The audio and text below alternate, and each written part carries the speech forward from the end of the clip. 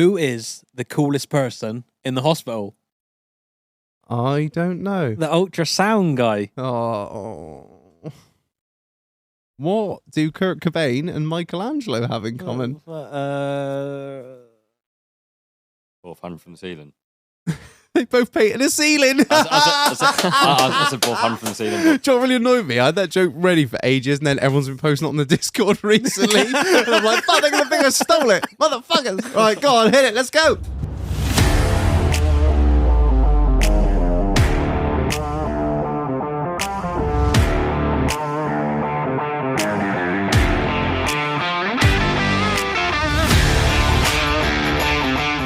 Good evening, scumbags. Welcome back to another episode of In the Doghouse, the podcast that is real and can hurt you. Oh, it can. It can. Right, Marlon, shall I ring the bell? Ring the fucking bell. Buy the merch. It's on the fucking website. The t-shirts are there.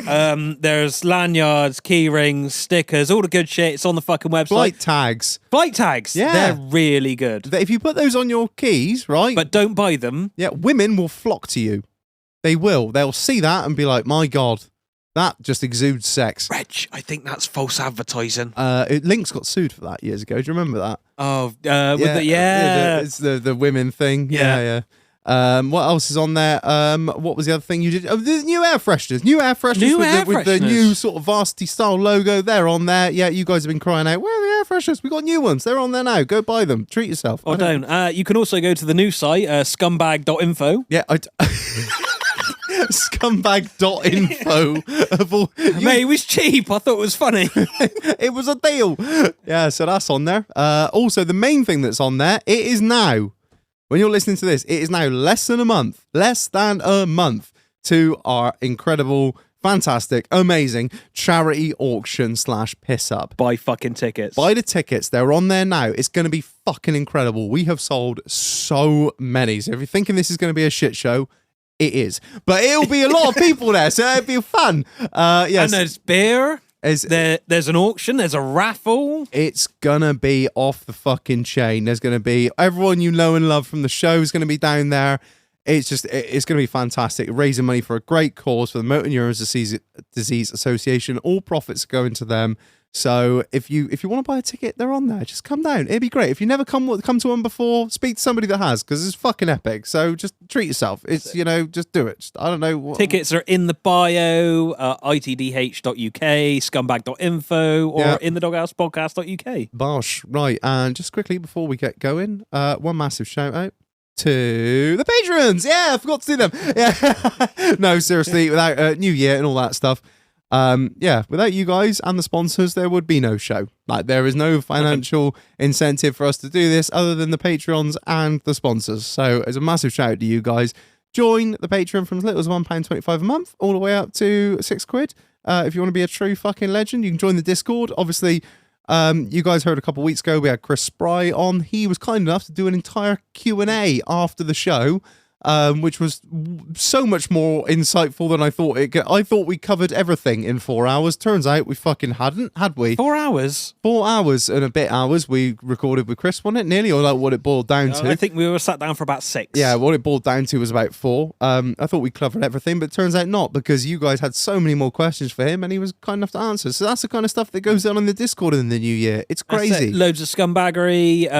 If you want to get your dick out on there, it's absolutely fine. Literally, there's a whole porn channel. No holds barred. I saw 2 midgets fuck the other day on there. So it's a crazy world. A lot of smells. You have to zoom in. No, it was kind of weird. It was a LBBC, a little big black cock.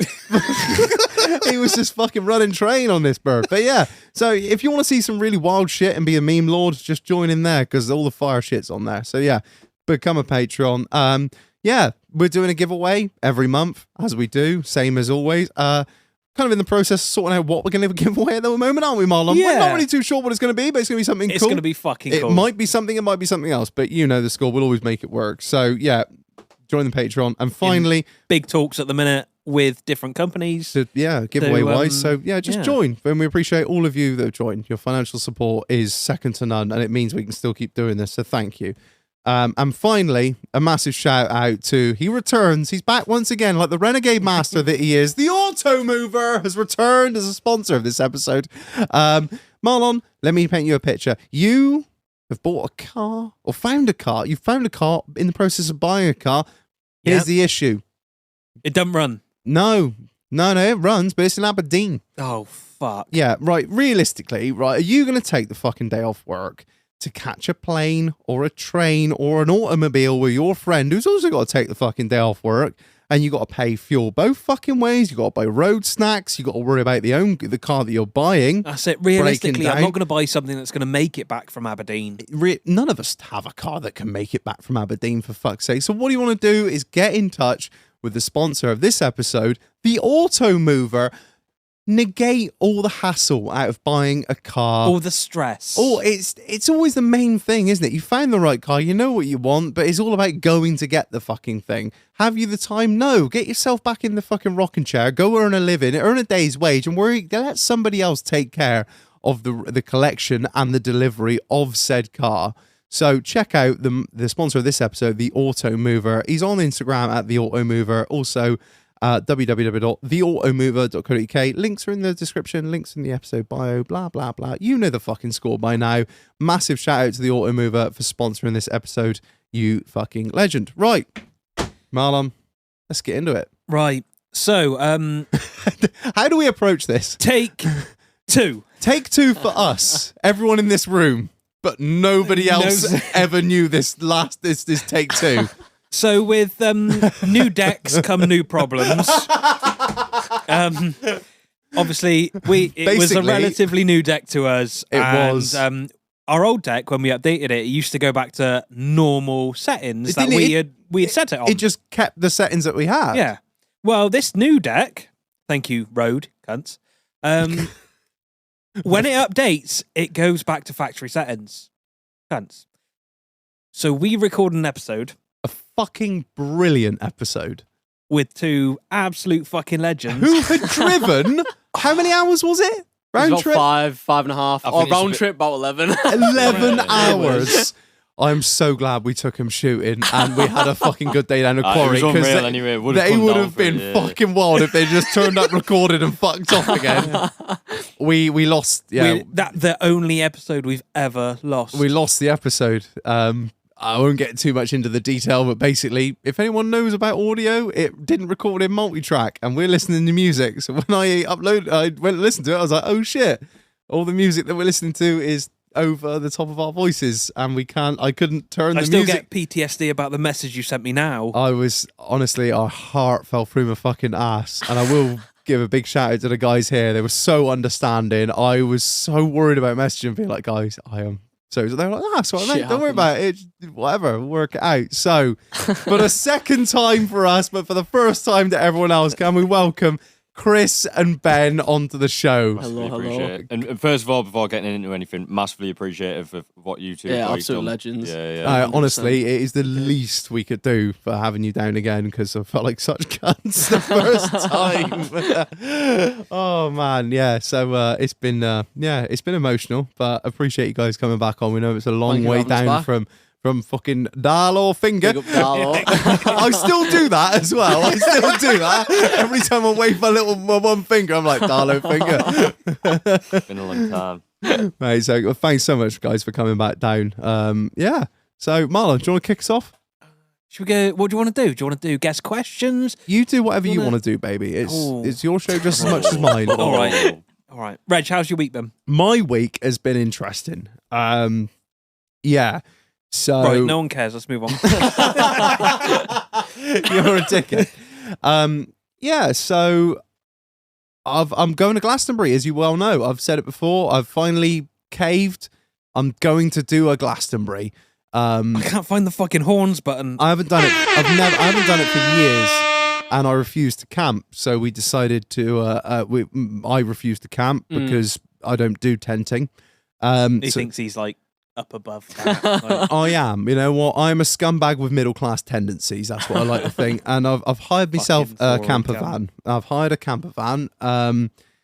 There's a small issue with the camper van that I have hired is the fact that it is Glastonbury Festival that I'm attending and it's white leather throughout.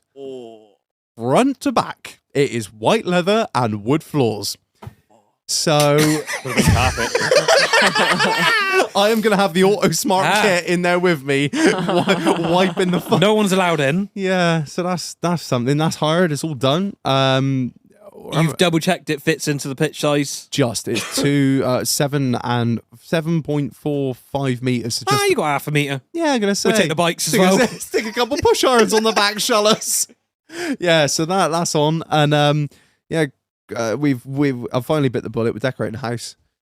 Yeah, I've said before, Maggie Thatcher, she promoted every man should own his own home, but didn't really let us read the fine print, did she? When it comes to... It doesn't fucking stop. It never ends. And now, the worst part is, it started off as, well, let's get some testers. We put some testers on the wall, and we agreed, well, I say we agreed on some colours. She agreed on some colours. I agreed to do the fucking painting. So we did that, and then the extras. It's like buying a car, innit? You buy the car, this is the base price, and then the dealer's like, "Oh, you sure you don't want the heated seats?" So I have somehow agreed to DR-tex my ceilings. Do you guys? Oh shit! You Artex is like that stupid cunt. pattern on the. You know what that is, yeah. Do you have to plaster over that shit? No, so luckily The our mess. Artex hasn't got asbestos in it because it's sort of like a 2001 house. There's no asbestos in it, but what you have to do is pretty much get the entire ceiling soaking wet, and then you have to get a scraper or a sander or something, and you literally have to scrape all of it off. And the best part is most ceilings You need a sander. That cunt ain't going to scrape off. I've tried it. I've already done a test spot, and the test spot went well, but it took a long time, so I'm trying to work out a quicker way to do it. So basically, it's just a cost-saving measure when they build these houses. So they Artex the ceilings, put this sort of weird pattern on them to save plastering them. So underneath that Artex is just fucking tape and join. Yeah. So we did underneath the stairs, and I was like, the mess. Oh my God. You know when you think something's going to be like fairly easy? You're like, in your mind, you got the scraper, you got the Artex, and you think you're just going to run that blade along the fucking ceiling. It's just going to peel off in nice long... Nah. It comes off in like 0.0005 little flakes. And then you've started, and then you can't fucking pull back. You've got it. Yeah. So I've somehow, because she's just hell bent on it. So we're going to de-Artex these ceilings. Cuck. Reg is the decorating cuck. If Beth suggested that, I'd tell her where to fucking go. I did tell her, I was like, if we got to have these ceilings skimmed, it's going to be thousands. And she was like, yeah, well. I was like, okay. Let's go. Yeah, so we're doing it. We're DR-texing the ceilings. And I'm just like, I thought the paint in the entire interior of the house was a big enough job. But no, we thought we'd just chuck a quick little fucking DR-tex on there. Yeah. Realistically, when do you look up at the ceilings? I'm not. Do you know what? Yeah, the bigger questions aren't for men of my caliber, all right? They're for, as long as my wife is happy, that's all I need to know, boo. Like, I have sort of set her on the task of doing it. So I've bought her the tools. She knows what she's doing. And if we need to buy one of those sort of rotary blade sanders, we will. But I just, yeah. So that's my week. Moving on. You'll find out more about that in the next episode. Right, fuck it. I've got that plaster in. I've punched through the fucking ceiling. Yeah. I DR-tex that bit. What about you guys? Ben, how's your week been, mate? All right? Well, so with me and Chris, with what me and Chris work on, we're both separate sides of the business, so the schedule looks a bit different. But I've been working on the YouTube videos, so being as offensive as humanly possible. Yes. Which I will say are fucking amazing. So that's where the source material comes from, just as much as I can consume and attack anyone. But the YouTube's taking its time at the moment, so that's what I'm heavily focused on. But yeah, Chris's looks very, very different to mine, really. But just literally editing, gym. Editing, gym. It's like it's like you are the modern man. Editing and gym. Mate, I gotta give you guys props because especially yourself for the editing, the YouTube videos. I mean, like we were just talking earlier about like slow growth better. Yeah, 100%. it's just another level. You just offend everyone, and in the most brutal way. It's not even like It's not subtle. I fucking there's love it. there's you can't even like be like, well, maybe he he meant it. There's no hiding at this point, is there? Absolutely no. I've never found a more meme-rich mineral in my life than finding your channel. It's just fucking constant. Biggest compliment I could take. Biggest compliment I could take. I literally fucking messaged Chris the other day on the Instagram. I was like, I have been fucking dying watching this shit. You've been fucking slapping it, man. Absolutely slapping it. So, yeah, man, props to you because I don't think I got a pretty weird sense of humour, and you guys have just hit the fucking nail on the head. Unreal. It's just fucking savage, isn't it? What about yourself? Is it you say different side of the business? Is it not as fun as gym and editing? Oh, Dealing with foreigners. I was going to say dealing with the general Dealing with public. foreigners and dealing with fucking scroungers. Cars. this is where the source material comes The from. thing is, the thing is, it's difficult because selling cars at different price brackets, you're going to get all different types of customers. I know people fucking wank themselves off when they're selling 70 grand cars because they're saying how easy it is. But yeah, with us, we get all different type of clientele. Yeah. Well, obviously the ideal ones, like whatchamacallit, it was a couple of days ago. Honestly, it was annoying time. It was about 9 o'clock at night, but I got someone saying, I've got $1,000, have you got anything? Yeah, there you go, there's the car. And then payment, and he was off. That's good. Yeah, that's good. But then fucking the other 7, 8 out of 10 times, fuck me. They're trying to beat you over the head. Swear down, I got a fucking African the other day. It must have been about an hour and a half for a fucking a grand car. I think there was two obviously there's two headlights. One of them was clear, and then one of them, like, you know when it needs a polish. Yeah, and hazy. He was trying to say, well, it's been in an accident. I was like, £1,000 how car, fucking guys. mentally disabled do you have to be? You get what you pay for, don't you? Like, it's £1,000 car at the end of the day. Like, I just can't believe that people try and haggle with Oh, you. honestly, yeah. You wouldn't believe, like, even just listening to the shit, the inquiries that he gets, it frustrates I've got me. like how much warranty's on that shag?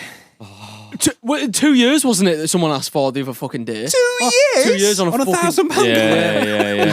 Shut the fuck up, Well, please. someone was asking me the other day. It was like fucking. I think it was on for like 800-900 quid. It was so cheap. It was like, how much warranty? 28 days. I said no. 14 days. No. What are you expecting? The moment it leaves our premises. Yeah, exactly. Yeah. No longer She's got a liable. 2020. 2020. 20 yards, Yeah. 20 seconds. And then, fucking, and then when you do sell a car, because the thing is, that what we want to come across with dingers is basically fucking we are the go-to people for selling cars under £1,500. Yeah. But we want to sell the best cars as we possibly can for £1,500. Saying that though, what the fuck do you expect for under £1,500? Fuck Yeah. all. So the thing is already like we've stuck to that £1,500. We've moved to a new place in Darlham. We've probably sold about 15, 20 cars already, not in the space of like under a month yet.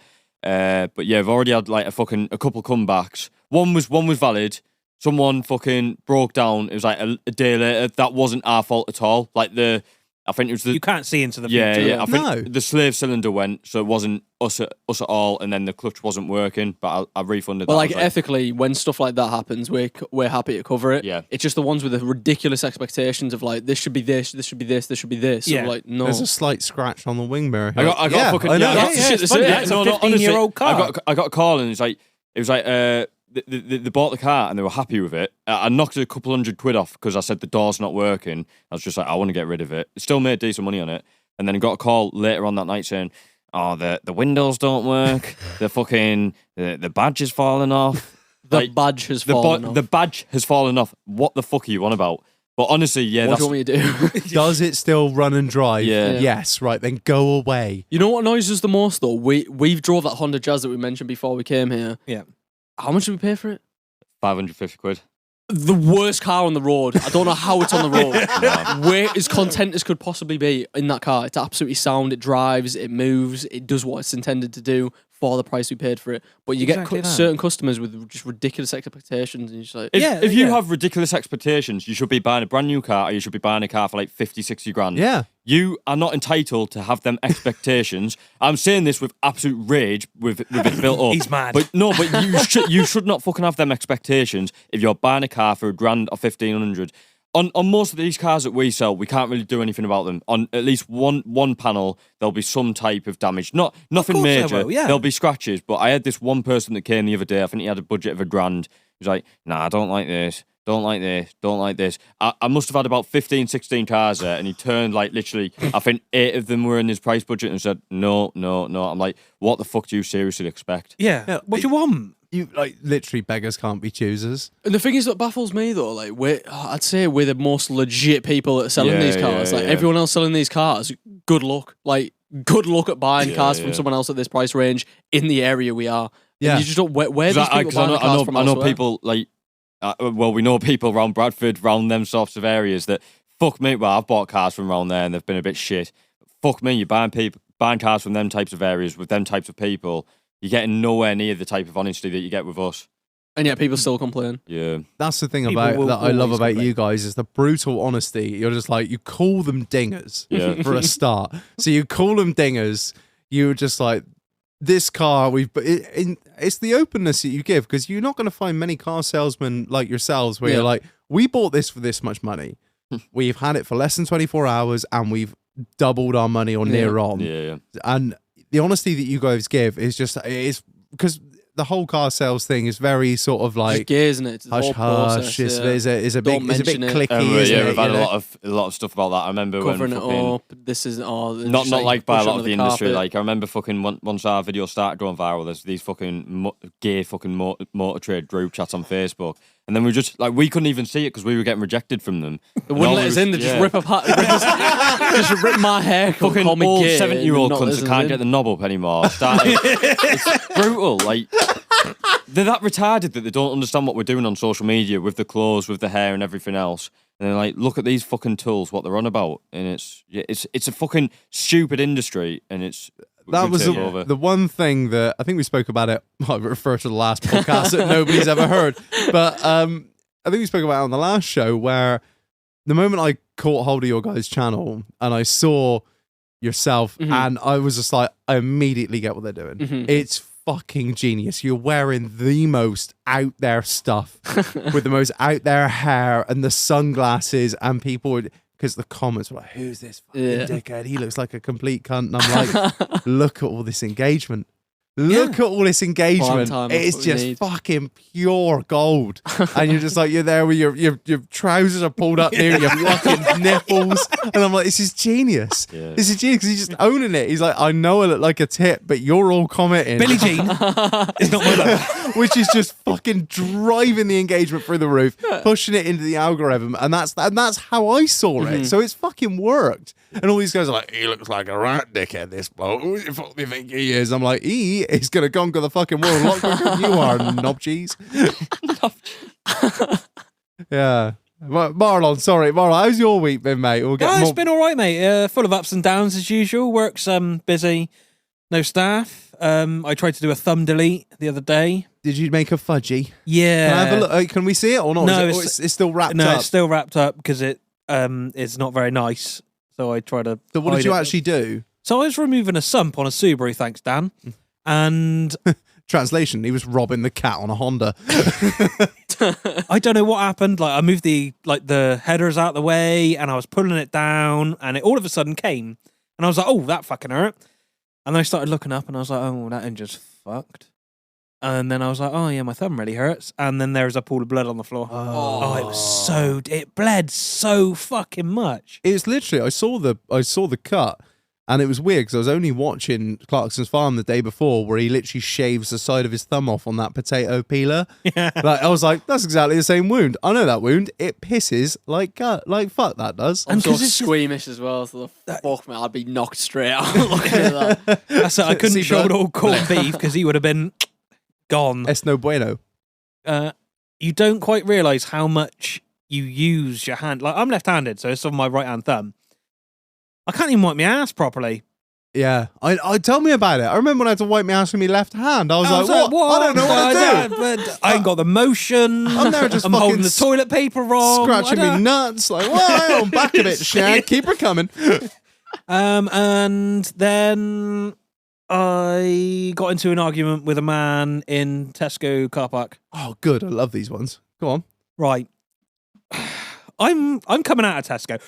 I had no reason to get involved or anything like that. I just saw him reversing in the poor man's Porsche. Oh, a Boxster? Yeah. Ah.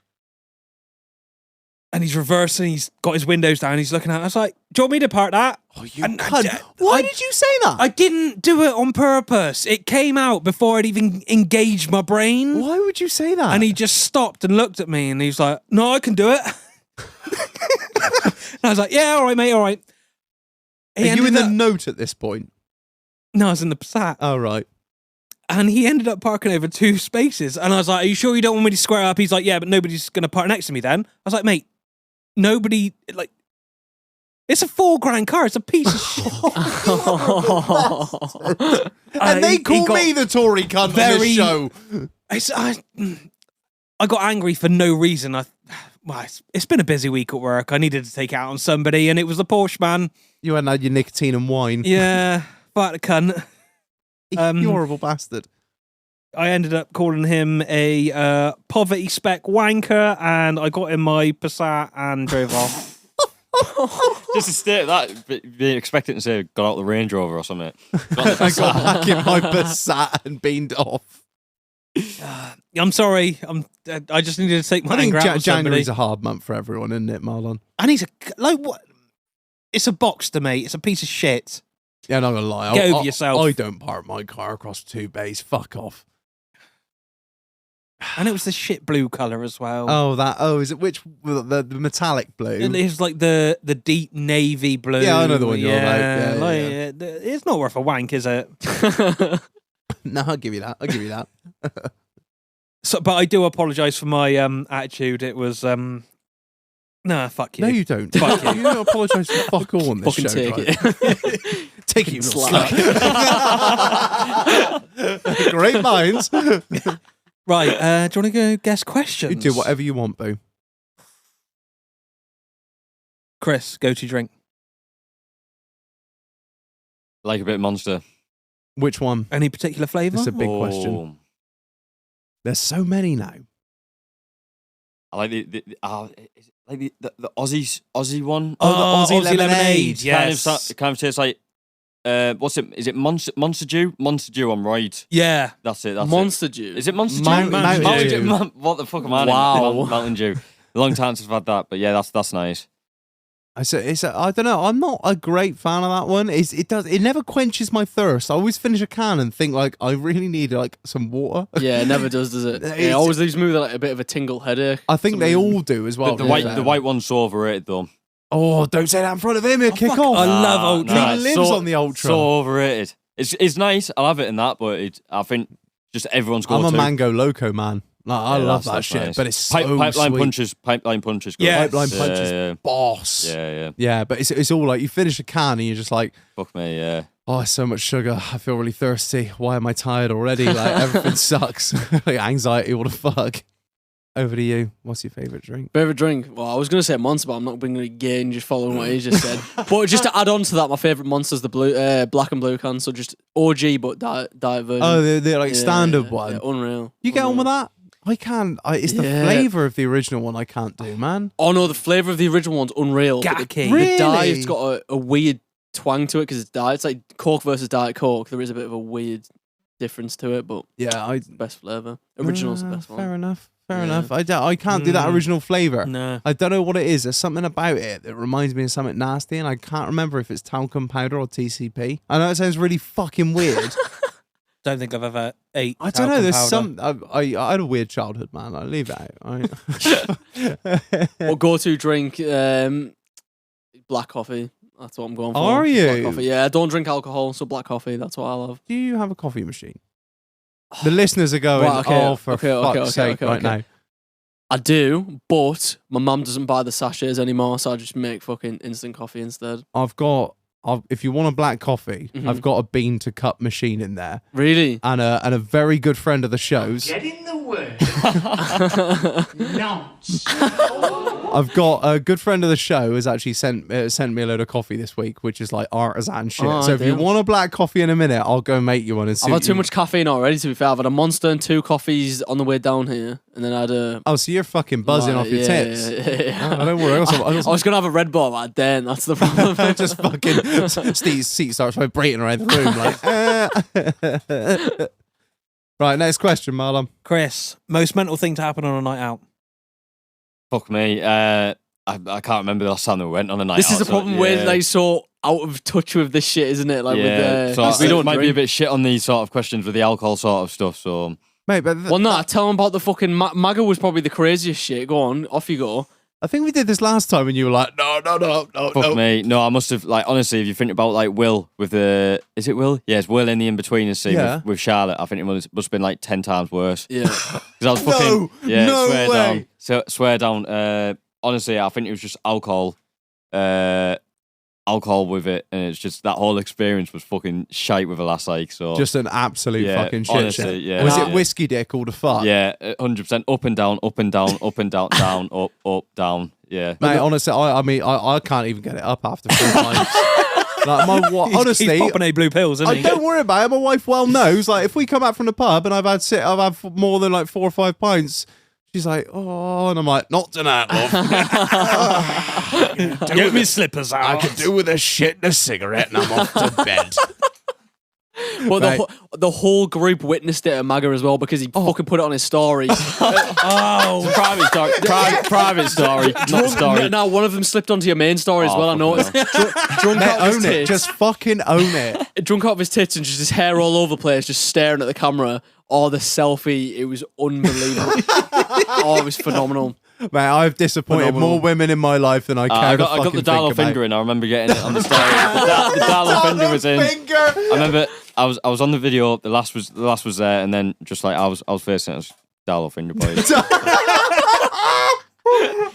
yeah. just gotta get it in. Yeah, fucking boys kill Gotta me. get it in. Gotta get You've got to get the finger in. dollar finger. Well, I'm dead. There's no better.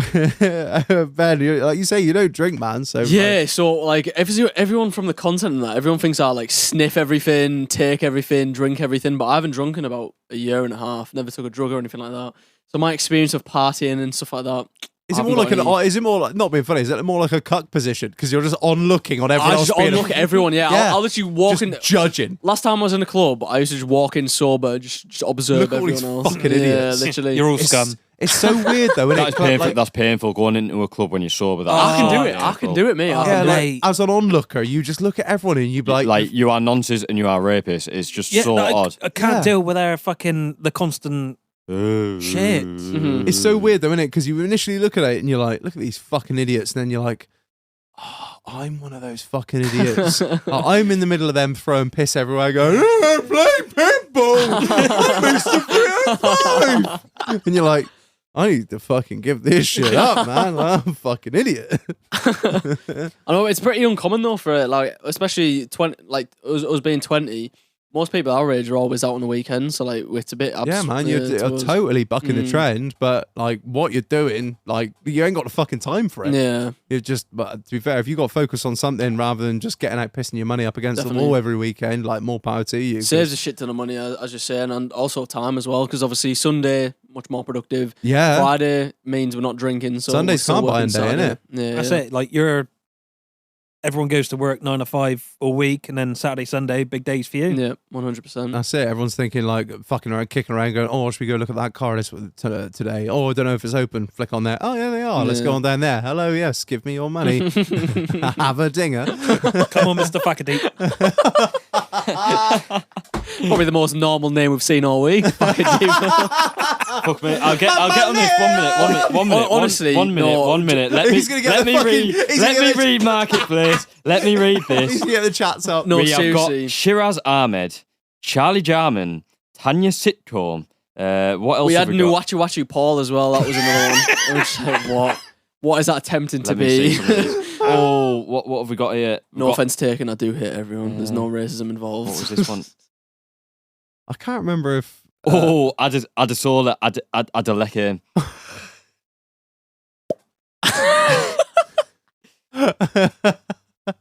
I can't remember if it was Luke or Luke. I think it might have been a mate of ours, Luke, and he literally had a guy come in, and I don't know why he had to like, check his details or whatever. He's like, "Drive. I've literally had someone come in called Sucker Deek." No way.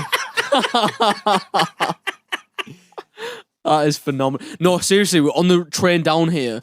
This is what I mean. The inquiries that Chris deals with just it hurts my head, like severely. I can't hurts do my it. head. I'd rather scrap a car. Again, no racism involved. I am German. I am also English, so I'm not racist. But we had an African call. Literally, all he said was, "Do the doors work?" Chris said yes. Ended the phone. That was it. What? And then you just put the phone. To be fair, just as well, put the phone I down. got marketplace message last night, and I'll read this out for you. You get a good buzz. This was a white as fuck woman as well. We'll call her Karen. Again, no racism involved. What was it? Oh, there's quite a lot. But basically, I said I was away at the weekend. I'm down in Somerset. I can't really do it. So I was like, "What day would you like to view then?" He said, "Well, would have been tomorrow, but it's no good for you. Problem solved. Your family comes first. A sale is a sale. Take it or leave it." I was like, "Is this woman on drugs?" And then I was like, "When would you like to view? Lunchtime. Where are you in Darlow?" So I thought, this was like Monday or Tuesday or something. So I just sent the postcode. And then she's put, "We are on our way. We are here now." I said, "I literally can't do Saturday." She put a big thumbs up. "Thanks, wasted our time. Just travelled from Barnard-Castle." By the way, Barnard-Castle's about 40 minutes from us as well. What the fuck? Retard. Not being funny, you couldn't have been more clear. I'm down in Somerset this weekend. Like, I don't know how you deal with the. This wasn't even a joke because there's like it's kind of like hard to find where we are, and she listed one of the businesses that was at our location, so I knew, yeah, she is a fucking spacker. Without being funny, like the cars that you're dealing with, you are gonna have a wide spectrum of people that inquire. That is the most PC way I can put But you it. know, one of the benefits that I look at it is it gives us inspiration for YouTube. Like 100%. so many of our YouTube videos are based off it. You've taken so much Just out. stemmed from the anger that's fueled by all of the shit that we have to deal with. The business creates the content. One of our latest videos that we did was about finding a car on The Facebook. gayest car in Wakefield. Yeah. Yes, Cam Wakefield. Okay. And then there was this one guy. Well, there was a few of them that we called up, but there was this one guy who was selling a fucking piece of shit Peugeot, and then it was on for $850. He was like, "What's the best price that you take, pal?" £700, pal. It's like, So I just kept saying, "Would you take 690?" Nah, £700, pal. And I just kept saying it, and I was like, "Nah, £700, pal." I was like, "Mate, it's £10 difference." I was saying it just give it 69, and it wasn't clicking in his head, and he wanted 700 quid. It for was so Like, condensed what? in the video, so it only seemed like 10-20 seconds. But It was this a- it was phone a- call was about 5-10 minutes. Oh, it was in a 7.5 minute of that one phone call that was in the video for about a minute, but it was 7.5 minutes of just me saying 690, £700, pal. So it's on both. What the It's fuck? on both the spectrum. So it's on the selling and the buying. You get some fucking retarded people on both. But sides. also with our target audience, obviously, hence where the content comes in, is like first time drivers. Obviously, anyone coming to buy a car, like parents and that, when they want a first time car, they don't want to buy like a finance car. No. No, you fuck want up. a dinger. Yeah. So that's the target audience, and also just people that know that want a cheap run around. Hence why we're so bluntly honest on content. These are shit. But you get a lot of people that are understanding. Like I've had some times where fucking knowing it comes, it'll be the fucking being on a test drive for a few minutes and the engine light comes on. It's like doesn't bother them. Just Don't like give a fuck. just need the just note need to a see car. what it is, isn't it? It is what it is. But then you get other people. It's like see a fucking millimeter scratch. And it's like no. Wow. Don't get me wrong, some of the cars are mint as well. Some of them Yeah, last, yeah. like as I say, our Honda Jazz, nothing wrong with for ages. We sold some class cars for like $1,000 and that. Like we had like a Seat B for the other day. It's like it was mint. Like Can't promise it all the time. yeah. The thing is, you're so bluntly open and honest about what you've got. Like, Yeah. you're like, there are dingers. Like, some of them are shit. Mhm. Some of them are battered. But they run, they drive, and they got ticket. So But- what but more that's do what I mean, you but fucking we want? get, and we're the ones that get the backlash just because we've sold it, and then at a certain time, it's unfortunate that it happens on the next seller.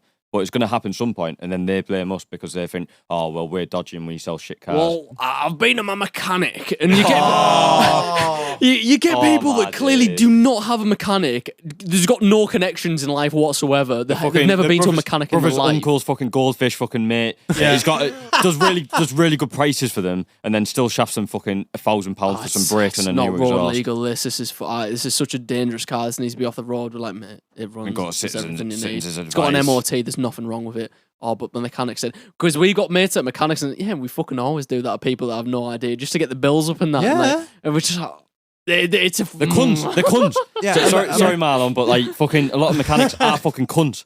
But they're gonna go through it with a fine tooth comb because they're gonna want to bring the bill up. And well, if we're being picky, that cat is probably gonna go through. The brake lines are gonna be a bit crusty. On a grand, a £1,500 car, you are gonna have problems. It's 15, 20 years old. And it's done 100,000.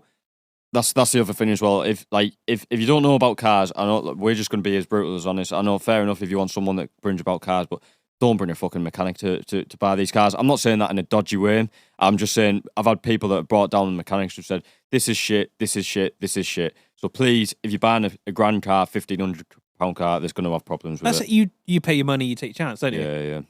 The problem is that if you've only got a grand to spend on a car, that's not our fault. Like, you either save your money until you can buy, and even when we say buy a good car, it's not even true because even main dealers sell sacks of shit. But they're main disguised. They're more dodgy. Like I've heard some fucking terrible stories. That's the difference because you guys are open and bluntly honest. Like at the end of the day, you are trying to sell the car. You're going to be salesmen, but at the same time, take one look at your fucking social media, or one look. I'm not trying to be a cunt here. That's true. That's why why we do it. One look at what you've got in the forecourt. Like nothing. You say nothing is over 1,500 quid. You know what you're getting. Like, why do you expect? Like, you just buy the car. It ain't a Rolls Royce. Yeah. If the fucker lasts 12 months until the end of the ticket, you should be like, yes, absolutely buzzing. Like I don't understand people with that kind of mindset. The way I said it as well, I was like, it's like me going on Facebook Marketplace to buy a second-hand iPhone, asking for 2 years warranty. It's the same shit, and you just it's got a scratch on the screen. Yeah, well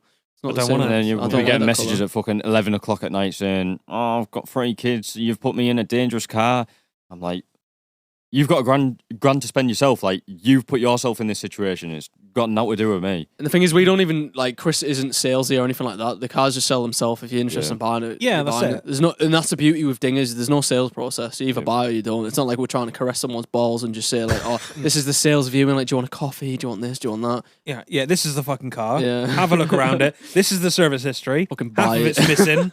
Buy it, no one cares. Because at the end of the day, the beauty with these is that they are like, it's very 50-50. You're going to buy it or you're not. It's not dependent on me. Yeah. Like, I could be a better salesman, I could be a worse salesman, but I could sell it in my pajamas and it'd sell like it. Put up there like that is a car. Do you want it or not? Content. Yep. Get him to sell a car in his pajamas. We're gonna do it. Yeah. We're open a Jewish car dealership.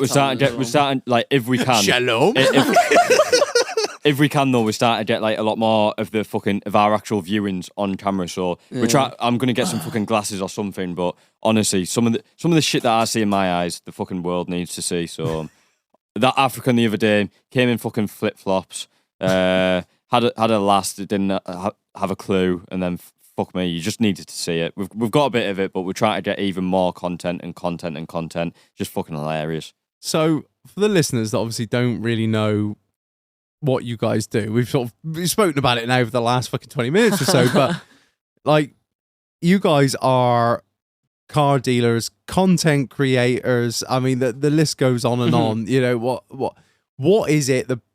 Boil it down for the listeners. What is it that you guys do? So yeah, it's a very good question actually, and it didn't start off like this, but what we are is car flipping business merged with creating content, because obviously attention and audience is the currency of this current generation. So like, and going forward, as it always will be. So that's what we're building at the moment, just creating content from what we're doing with cars, and that is literally what we're doing, flipping cars. And when you say flipping cars, you're just buying them Facebook Marketplace, like somebody who's just like, you know what, fuck it, I just want to get rid of the damn thing off the drive because I've got something new coming or whatever. You're like, you know what, got a ticket, I'm having it. Yeah, 100%. That's it. Like, so we, like Chris, because obviously I'm focused on the content side of things. Chris is focused on the like flipping the car side of things. So Chris has no knowledge on mechanics whatsoever. So it's literally just a matter of buying a cheap car on Facebook Marketplace, cleaning it, taking better photos, flipping it again, and it's just quick profit. And we only sell under 1,500 quid. So like the sell within 2 weeks. It's a very simple business model. Yeah. Like, really. It obviously benefit having mechanical knowledge, but at the end of the day, with us, we wouldn't see the point of it. Like it's so much more time efficient spending zero time on the mechanics. And if you had like a shitload of mechanical knowledge, you'd look at it too critically as well. Yeah. Whereas it's a car, it runs, As long as it runs, clean it, yeah. take better photos. Without being a cunt, but ignorance is bliss. Yep. Of course, Like, you don't, because if you knew too much, you'd be like, oh, I can't buy that. But like, you're so open and honest in the fact that you're like, yeah, they're cheap.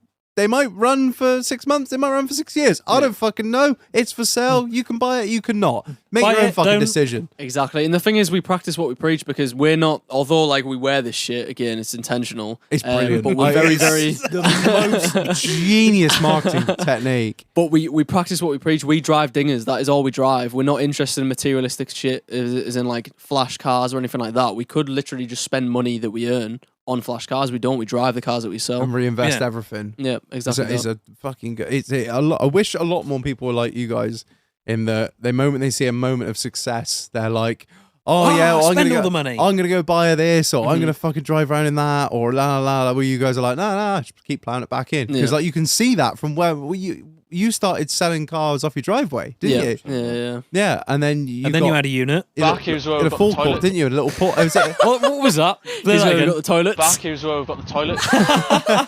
That's goated. That's goated. That was in the porter cabin, wasn't it? Was it like a porter It cabin was, type thing? yeah. Little Shit, all that forecourt? place. So we had a little inbred. toilet tour. It was it was in Coxall. It was like it was a very, if anyone that doesn't know, just like Inbred. County Durham where we live, Darlington is like the safe haven, and all the surrounding areas. Please is don't go any more north than Darlow. It does start to get like very inbred, and that's not even like a joke. That is generally weird. So when we went to Coxall, that was quite a sight. The only thing is, I think because they're starting to build new builds there, it felt a bit more, all right, okay, this is fine. But if the new builds weren't there, that would have been quite scary for us. But it was a pitch there. Could store about 20 cars still. So it was a decent sized pitch. But things happened at that place, so we're out there. It's probably better for the worse. But like it was just inbred. Yeah, just too inbred. I had a lot of threats at that site as well. So I want to threats. From you get knobheads all the time on social media. So certain stuff like if we ever did a video, they're like, right, we're petrol bombing your cars. And the problem is with these cars, you don't have insurance or anything like that. So like, if they do anything, you're fucked. That's all your stock gone. That's all your like. Why? To what end? Why would they want to? Just because of something you said on social media as a joke? Or? Sometimes it was social media. Another time I pissed someone off because I literally made a profit. We mentioned it in the last podcast. I'm trying to. It was that car that we made profit on this car, and someone like messaged Chris because he sold him it that day and was like, "Right, I'm coming straight back to it, and I'm gonna braise both." Didn't come back, but we were getting threats. Because you made a profit on the car. Because I think that's pretty much how business works, isn't it? Do they understand capitalism? This is who we are dealing with as well. So, like, how dare you make a profit? How Exactly. dare you make a fucking I always living? say about a shop, like, if you go to a shop, like, realistically, fucking London's just scamming you to death. Go into a fucking garage at 2 o'clock in the morning. Them bastards are raping you 40 quid for a packet of Bensons. So we got that cunt, and then we got another one where it was Chris's fault, but it's also not Chris's fault. Because basically with these cars, you get a lot of messes where they're like, oh, I'll be in there in 10 minutes. I'll come at 9 o'clock. And they never turn up and don't let you know. So there was one car, you arranged for someone to view it, but then also someone else to view it. Realistically as well, I was going to say as well, a lot of these people are messes. I think, what was it, was it Friday? Friday? Yeah, I'm trying to think. It was either Friday or Thursday, but honestly, I think I must have spent about 7-8 hours doing viewings, and like I think about 3 people bought a car. So it's fucking tragic. You just generally don't know who's a serious person and who's not. Yeah. But sometimes, like when you arrange viewings, like you've got to take it with a pinch of salt. Like Chris has to organise stuff around it and just anticipate someone not showing up. So there's one time at this old pitch, we had like 2 people coming for the same car. Someone bought it just before then, though, didn't they? I did it. I always do it like where it's well timed though. Like I'll always give like at least an hour in between each of them because I get so many inquiries, so trying to fit everyone in. So I'll normally say, oh, if it's for the same car, you come at 12. I won't mention obviously someone's coming before, but you come at 1. So that gives them enough time to basically decide whether they've bought the car or not. And then in about half an hour they'll say, oh, yeah, I'm buying it or not. And then I'll give the other person next warning. But these fucking cunts must have took about like it was about 50, 55 minutes, and they literally bought it just before the other people came. Oh, so they turned up as it was going on. Well, it's completely understandable. Like again, like, I think Chris involves a lot of ego in the moment. I'm just like, mate, like look at the situation. You are in the wrong, and we are in the wrong for this. Like it's not his fault that he's turned up, but then also it's right on Chris as well because we're used to this shit where people don't turn up. Yeah, so how would we have known he would turn up? You can't just spend your whole day fucking waiting. You've got to gamble a little bit and hedge your bets on, you know what, fuck it, I'll have 2 people come look at this fucking car. Because one of them, they might not both turn up. And I'm just sat here with me cock in my hand all day. Literally. And it's a gamble. I'm not expecting everyone to buy a car like me. I'd probably spend about 5 minutes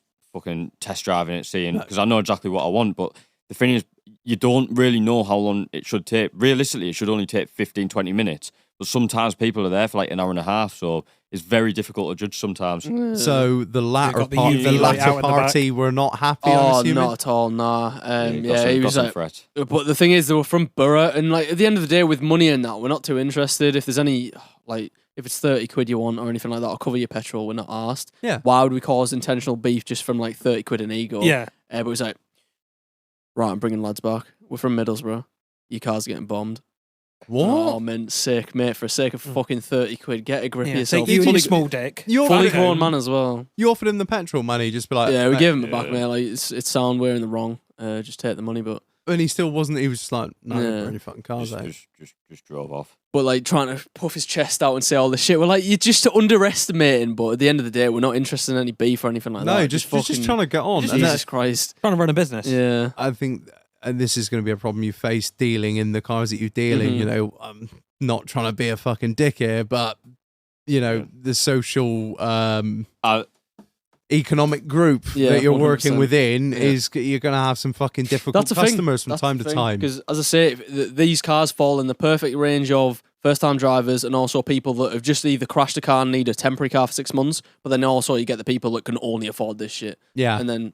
You end up dealing with people like that. So yeah, it's a tough job you guys do. I think you play it down somewhat because I couldn't fucking do it. I couldn't. The last thing I tried to sell was that wanky Jewish racing gold note. Yeah, I blocked at least 20 people for stupid questions.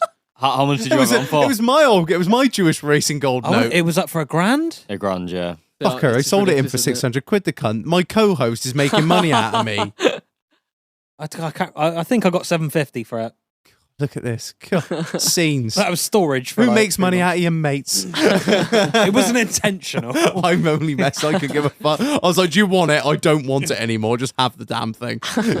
But yeah, we were at that pitch for... We didn't move because of that, by the way. That obviously didn't change anything. They didn't come back, obviously. Nothing came from it, but a few things happened. Then we started focusing on getting the YouTube where we wanted it to be. Just start focusing time on there. And then obviously the thing is, where we are, pitches are very, very hard to come by. So we were waiting for ages for the next one. The right thing to come up. Yeah, because we don't want to take any and then get stuck in a contract or anything like that. Yeah. And we wanted somewhere where because you can buy like car parky sort of spaces, but like then we couldn't work anywhere. It gets a bit panicky. Have to get a cabin on there as well. But then we found this one, which is perfect. Like literally 5 minutes from where Chris's lives. Yeah. So honestly, it's been incredible to watch you guys grow because.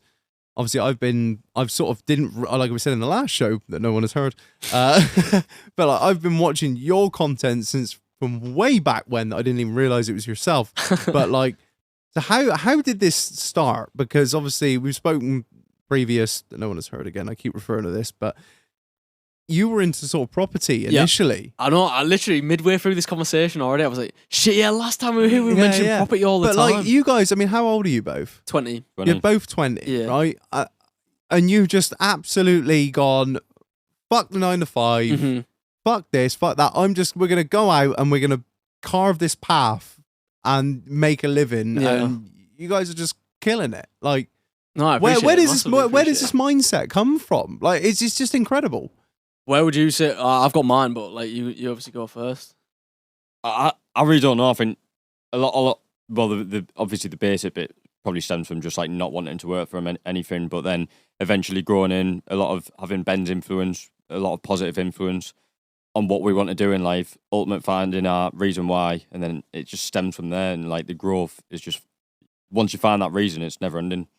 I think a lot of people our age, Marlon, like I know a lot of people that would look at going out on their own and just be like, nah, fuck that.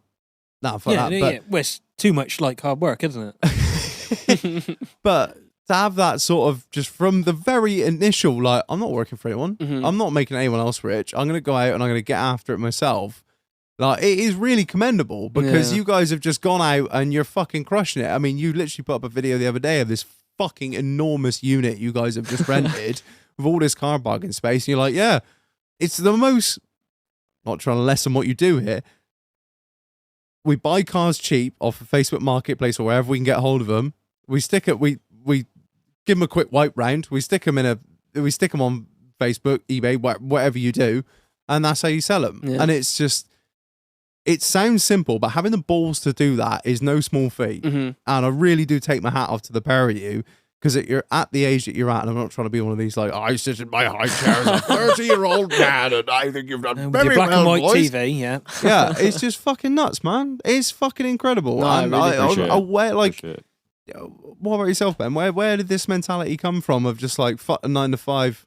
You know what proper confused me? Like, because we were both in set one. Like, everyone looks at our content and think we were retards in school just because we sell cheap cars. They're like, oh, you're just selling cheap cars. You're not intelligent or anything like that. So we were both in set one.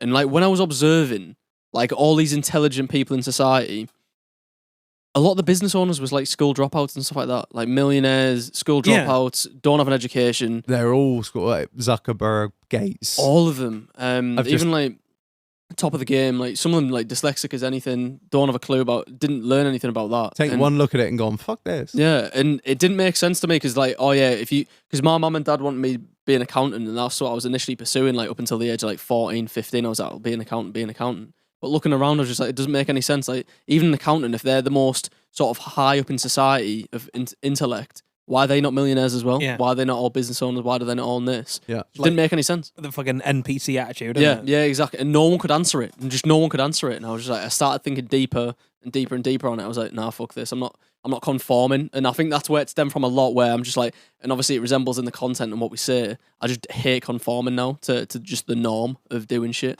Yeah. I think you always need to ask the deeper questions. Conformity stifles innovation, Mhm, I think. 100%, Definitely. yeah. And my old man has instilled in me from day one, you never be a rich man working for anyone else, which is Mhm. hilarious because I work for him. But, but like, you were a cunt. But like, it is true. And he made the jump in his like late 30s of just risk everything, risk the family, risk the whole lot, and just went out on his own. And things have never been better for us. Yeah, like, Absolutely when fucking I'm- bossed it, didn't he? yeah, no, he's done really well for himself, and like that is the mentality that like thing is like it's I work for him, but it is family business. So Mhm. like I'm just gonna stay where I am. But that's the kind of that's the mindset that you guys have got. It's just like, I ain't fucking working for no one else. Like, I'm gonna go get it myself. Mhm.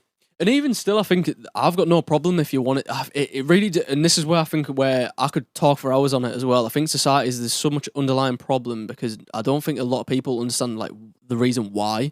So we're all chasing this thing and they don't know why. Or like, oh, we should do this. Like at the end of the day, you don't have to do your own thing. You could be content, fully happy in a 9 to 5. Absolutely, But- 90% of the Yeah. population are, and there's Well- nothing wrong with Mhm. that at all.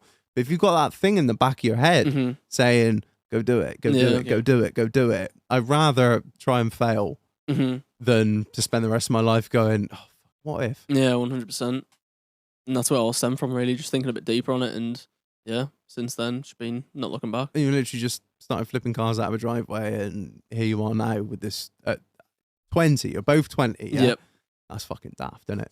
That is fucking daft. Not Mate, I being wish I'd had the balls. just yeah. Help from my shitty beard and his stole on his side. Or as we like to call it, the content creator, the engagement machine. Oh, boys, are you fucking nuts? Should we Should we cut to a short break, Marlon? Before Let's we fucking do it. Yeah, right. Before we cut to a short break. Oh my God, what? Reg is doing an ad read before a break? Yes, we are. Right. What? Listen up, Marlon. Ring that fucking bell. We got a new sponsor New alert. sponsor New alert. sponsor alert. New sponsor alert. Right. Massive shout out to our new sponsor, Airedale Finance. Right, Marlon. I'm gonna let you on some little secrets, and I'm sure I'm listening. I'm sure the oracles that are sat over from us will know this well. Right. Vehicle finance. Right? Go into a dealership, right? They're going to offer you finance, aren't they? Yeah, and it'll probably be hideous. Yeah, because no doubt they're getting a nice little kickback from it. Oh, definitely. It doesn't matter whether you're buying agricultural, commercial, plant, anything like this. There's always going to be the finance that they offer you at the dealership. But if you think a little bit broader than that, there are other financing options out there. Similar to a mortgage. You walk into the bank that you've always banked with for life, they're going to offer you a mortgage. But if you look beyond that, you're going to get a cheaper rate elsewhere. And that's where Airedale Finance come in, right? So it doesn't matter if you're buying a tractor or a tractor or a new digger or even a van, a pickup, or even livestock. Yeah, oh yeah, you can get you can get Finance on you anything. can get finance on fucking anything nowadays. So it is imperative that if you're going to be committing yourself to a long-term deal, whether it's 2, 3, 5, 7 years, that you are paying the least amount and you're finding the most competitive deal for you. And that's what Airedale Finance are here to do. They are going to search for the best deal for you and find you the lowest percentage and whatever works for you at the end of the day. So, like I say, there's so many things. Even if you're into diversification, whether you're looking to put up a farm shop on your land, and your bank have gone, hey, why don't you come in here? We've got a great deal. No, We've got some good deals. We've got some, we'll look after you. We always have. No, it's good to look elsewhere. There's a whole world of financing options out there, and Airedale Finance are the guys to go for. So hit them up at www.airedalefinance.co.uk. Just pick up the phone, get in touch. He is, like I say, they're a finance broker, and they're going to help you find the best finance deal for you, whether it's plant, if it's a digger, if it's a tractor, if it's livestock, if it's a pickup, if it's a van, if it's farmland, or even a commercial mortgage. Literally, if you can buy it, there's a 90% chance he can help you get financing options on it. So massive shout out to them for sponsoring this Fantastic. I episode. need a new Komatsu. There you go. Run through that municipal building, Marlon. Right, we're going to cut to a break, and we'll catch you later. Love you, bye.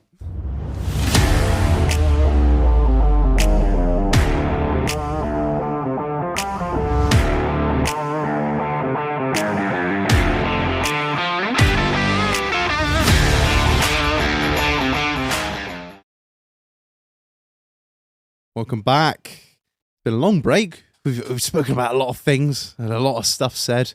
But anyway, before we get into Drink of the Week, a massive shout out to the sponsor of this episode, the Rutland Drainage Group. Right, Marlon, listen up. I've got some information for you and For me? every Right. home buyer out there right now. From the 1st of the 1st, 2020, it was illegal to sell a property with a non-compliant septic tank. So a lot of stuff went unchecked. But the problem is now estate agents and lenders, they've caught on, right? And they want compliance certificates, right? And, you know, before lending properties or selling stuff off mains drainage, the Rutland Drainage Group have been offering this for years. And it has been highly successful. Their off-mains inspections have been used all over the country and have kept lenders more than satisfied, right? So you can get an inspection and a report from as little as $195 plus VAT. Worth its weight in gold. Because at the end of the day, right, I'm not being funny. If your septic tank and sewage treatment plant isn't up to spec, do you have any idea? Imagine buying a house, right, and finding out your septic tank isn't up to spec. My in-laws had a quote, right? They were very fortunate. It was just within spec. When they came to sell their house, there was a bit of a query as to whether their septic tank was up to spec. And it was going to have filtration, this and that, the other. 16 grand. What? Imagine buying that house and then finding out that it's not up to spec and you got to pay 16 grand. So they are offering this from 195 plus VAT, which is the cheapest of its kind in the UK, right? But not only that, the Rutland Drainage Group, they've gone one above, right? Now, this might not mean a lot to me or a lot to you, but I was chatting to a dear friend of the podcast at the Christmas do, and he said to me, "Fuck me, yeah, Rutland Drainage Group. They septic tanks they were selling on the show." He said, "Yeah." He said, "That was fucking cheap." Right? I just texted him earlier. I said, "Oh, any little points you want me to hit on the ad read?" He said, "Yeah, fuck it, have some of this." And he texts me, right? Have some shit. Right? Come on, let's go. He texts me one message, and he goes, the WTE Quantum 6, 1650, all delivered to your door. And then he goes, fuck it, actually, 1350 plus VAT and free delivery.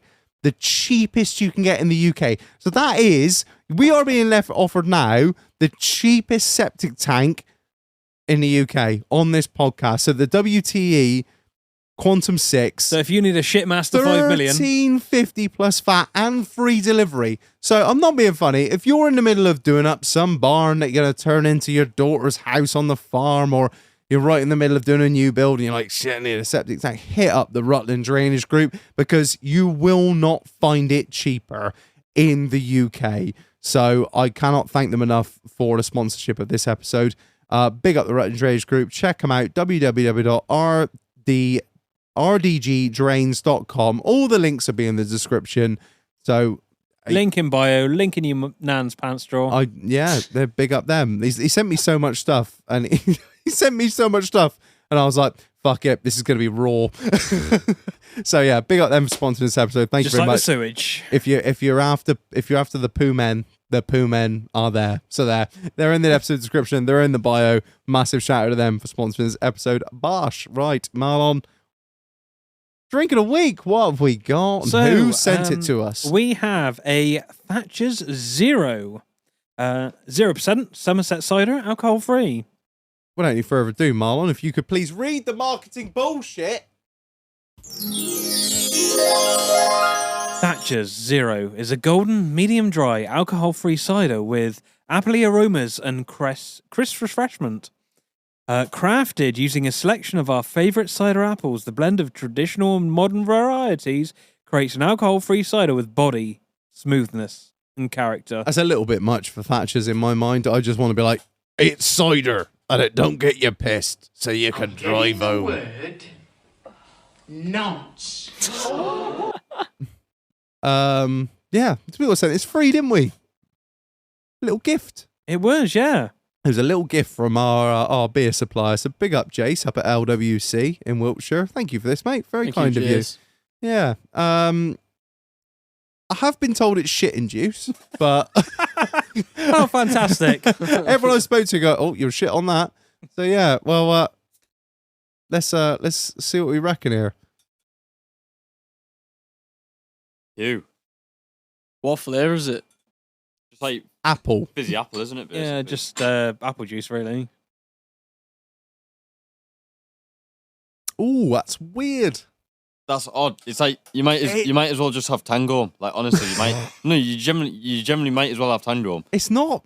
I was expecting like Thatcher's Gold, but just slightly different. It's not like That's anything. like White Lightning. That is generally like what is the point of having that? It's kind of got a hint of like standard Thatcher's flavour, but It's cheap cider. there's nothing That's what it tastes nothing to like. back it up. Yeah, I'm wholly unimpressed by that, if I'm honest. But I'd be wholly unimpressed by anyone drinking a 0%. Yeah. Do you know what? If I was driving and it was there, yeah. I'd probably Yeah, have and a it was, pint of Coke. I'd rather have that than, I don't know, like a fucking Beck's Blue. But yeah, well, a 2 out of 5 on the TripAdvisor rating. Marlon, where are you at? It's not offensive. It's That's like drinkable. It's like apple juice. If it's there, I might as well have it. It's not that bad, but it's No. not good. Yeah. No, what are you saying? Yeah, I'd 3 out of 5. 3? Yeah, Okay. like- A 3 out of 5. It's like fizzy apple juice, isn't it? Yeah, what are you saying? I'd say like 2. 2? Generally, I'd say like if what you want there is like it's Tango's better, then you might as well have that. Yeah, it's not really hitting any of the marks, No. is it? No. It's kind of like way middle of the fucking road. Yeah. So fuck it, right? That's having a 2 out of 5 on the TripAdvisor rating for Thatcher's 0. So yeah, big up LWC for sending it for us. Sorry, that it's there, shit. that there, yeah, is just literally like a plain cheese sandwich. Like, Oh, I tell you what, fucking bang on the money. That is Yeah. bang on the money. I If haven't had a cheese sandwich in there's some years. food there, and you're like, I would destroy a absolutely- cheese sandwich. there's I'm gonna absolutely get fuck home and all. make myself a cheese sandwich tomorrow. no, but if you're at like school and, Right, and get you, dough. if you're at school and then you right at the end of fucking lunchtime, there's absolute out left. Thank fuck, there's a cheese sandwich. Oh fucking hell! Oh, them bread buns at Hove used to be lethal as well. They were unreal. Bread buns. Yeah. we What had at some school? Bread buns at school, and you had cheese in them. Nice. They were nice. I'm gonna probably get home and get half a cheese sandwich now. Do get you got me more excited now. Look, fuck's sake! Hopefully, there's a couple of onions in the fridge. An I can't be actual having cheese and raw onion. onion. Raw cheese and raw onion Oh, sandwich. man. Yes. I can't do it to myself. Shag, you can't be doing that. Right, we didn't finish the guest questions last didn't. time. Right, Ben, Hit me. favorite category on Pornhub? You know, I'm not even going to say a category. I'm just going to say a favourite star. Can I say a favourite star instead? Yeah. Yeah, you do what you want, Boost. Yeah, Your show, Ray not Little mine. Black. It hasn't changed from last time we spoke. Ray Little Black. It's not changing. It will never change. I fucking love Lil Ray. How can something that small, right, consume that much penis? like what the fuck? Asians are the best. It's She is just I was knocking gonna it. shout out, because this will say gay as fuck, but fuck me, like, I saw that one fucking ages ago. It was real black and it had like fucking dread inside it. Like that's uncomprehendable. What's dread? Oh mate, he's this Have like you seen him? It's this black lad. He must have like a 20 Oh, inch no, I can't. knob. He's right. 90% I cock. can't watch BBC. No, I can't click on that. If I know it's a black man, I can't do it. I can't do it. I can't. I don't want to insult myself like that. That bloke Dread, he has got an absolute... Fair play to that man, but fuck That's a me. weapon. Yeah. That is a deadly weapon. He got caught with that. He get cuffs on him for having a kosh. But yeah, we'll never change Ray Little Black. It'll always I just, stay the same. shit. Always. She is a pioneer of the space. Of course. Absolutely. Mainly cock. I honestly, when you like see it lined up with her face and Shagnut's just absolutely drives it home, Shagnut. you see it like go down past her sternum, and she's like, "Oh, daddy." Honestly, I can't take no more. it's a crazy world out there, Marlon. I tell you, it's moving on quick, and I can't keep up. I'm trying, but my dick can only take so much. But if I had to pick a category, it's fake driving school. Phenomenal. Fake driving Fake school. driving. Yeah, that, Give that a watch. yeah, that is a good watch at the minute. I must Give that a watch. admit. It's weird how they work, yeah, because some of them, like, right, it goes on a scale of being actually seems very real compared to it seems very scripted, because there's like fake taxi and fake driving school that seems normal, but like fucking fake hostel and them other shit feels like it's a full on like being like scripted and that. Yeah, I know what you're saying. Oh, there's yeah, a couple I of fake hostels, which is quite good. Yeah, I think but matey it feels that- like more like an actual like porno. Matey that does a compared to fake them. driving school. I think he looks kind of normal for What's starters. that thing that she says? I think I've just saw your penis. Is that your cock? No, what's the other thing that, what's her name? You said her name the other day. Oh, Jasmine J. Oh, there she is there on fucking arse. Is that actually her? Yeah, that's Jasmine J. I didn't even know her name. She's been there for like a year. She's a chink, so That ain't Jasmine J. give it here. We're just passing around a I porno thought it mag was- at the no, moment for our it's- listeners. It's not. It just seemed like Where does stuff like so? Then can you still get hold of stuff like that? I can't even. is that I don't know. That Titch give us that. Yeah, Titch give us that. He pulled it Yeah. out the footwell, I reckon. We're just flicking through a mag that says arse wrecked and it says up the bum, no harm done. Pot the brown. mate, who the fuck are these? I don't know, but she's in a It was a fucking. cheap one. She's having a lovely day at tennis by the looks of things. I'll give her that. Honestly though, like in the 21st century, who the fuck's having a wank over this? How do you like? It's much easier just to hold a phone. Yeah, then you go, oh, hold on a minute. I just got to change the page. Quick, move the scene over. Right, let's get back on track. First car you bought. Oh, Range Rover. One of Well, Reg's, explain the range Reg's- Rover, what it was. One of Reg's Explained favourites. this too many times now. Fine But yeah, vehicle. at the end of the day, it's only what you know now. Like obviously, I wouldn't do it now, but First ever car I bought was a Range Rover P38. Literally, I saw it on for about 1,300 quid. And then I saw the cheapest Range Rover on Auto Trader was like £2,000. So I was like, oh, easy money, easy money. Bought the car, fucking had about everything wrong with it that you could possibly think of. Engine light, airbag light, fucking no service history, everything. What was it? 2.5 diesel or V8? No diesel, no diesel around You went for a V8? Yeah, V8, yeah. What was it? Yeah, lunatic. 4.6 petrol. Oh, Naughty little car. But anyway, what year was it, if you don't mind me asking? 1996. What was one it? of the really early P- ones. P997 RAG, that was it, I'm pretty sure. Had it been absolutely It's still got bast- MOT, actually, no? What? Yeah, it's still Yeah, out there. nobody still out scrapped there. it? No one scrapped it, yeah. By Is us, whoever's out there. I have one in work at the minute. I can't remember the reg. Not silver? No, it's blue. No. Yeah, try and find it one day anyway. But yeah, honestly, had it like a month or so, like just didn't sell. Then eventually this guy came around, swapped it for an Audi TT, and that Audi TT in the first week went for, what was it, 2.3, so basically a grand profit. So luckily that first one, even though it didn't go to plan, it worked. It did pay off. Yeah. And then, as I say, we basically, like, I bought basically fucking whatever, made a lot of mistakes. Fucking way too many mistakes. And then at the start. fucking, and then we just found that Dingers was the way to go. Best selling process out there. Your niche. Yeah. So that stemmed from, as I say, like it was very, very lucky that the first car deal went well because that proved the concept. But for so many cars since, like, some cars would make profit, then loads would lose money, and like at the time, What you think would make money. weren't pinpointing. Oh, there's actually a reason why these aren't making money. There's a certain. But I was knack to it. literally just going off like dealers' advice. Like, we knew franchise dealers, and they was basically saying what I was doing was completely right. It just wasn't working. So then we literally like said, like, fucking Dingers is the only one that's working. So that's what came I mean. out of a lot of trial and error. It might, and just finding the cars that might have been for a reason, because literally every other one that I went for there was completely valid. Like, this listed at retail price, bought it cheap. It should have worked, but for some whatever reason it didn't. Yep. And it's brought us to this path now. And then we know for a fact that Dingers is the only way for us.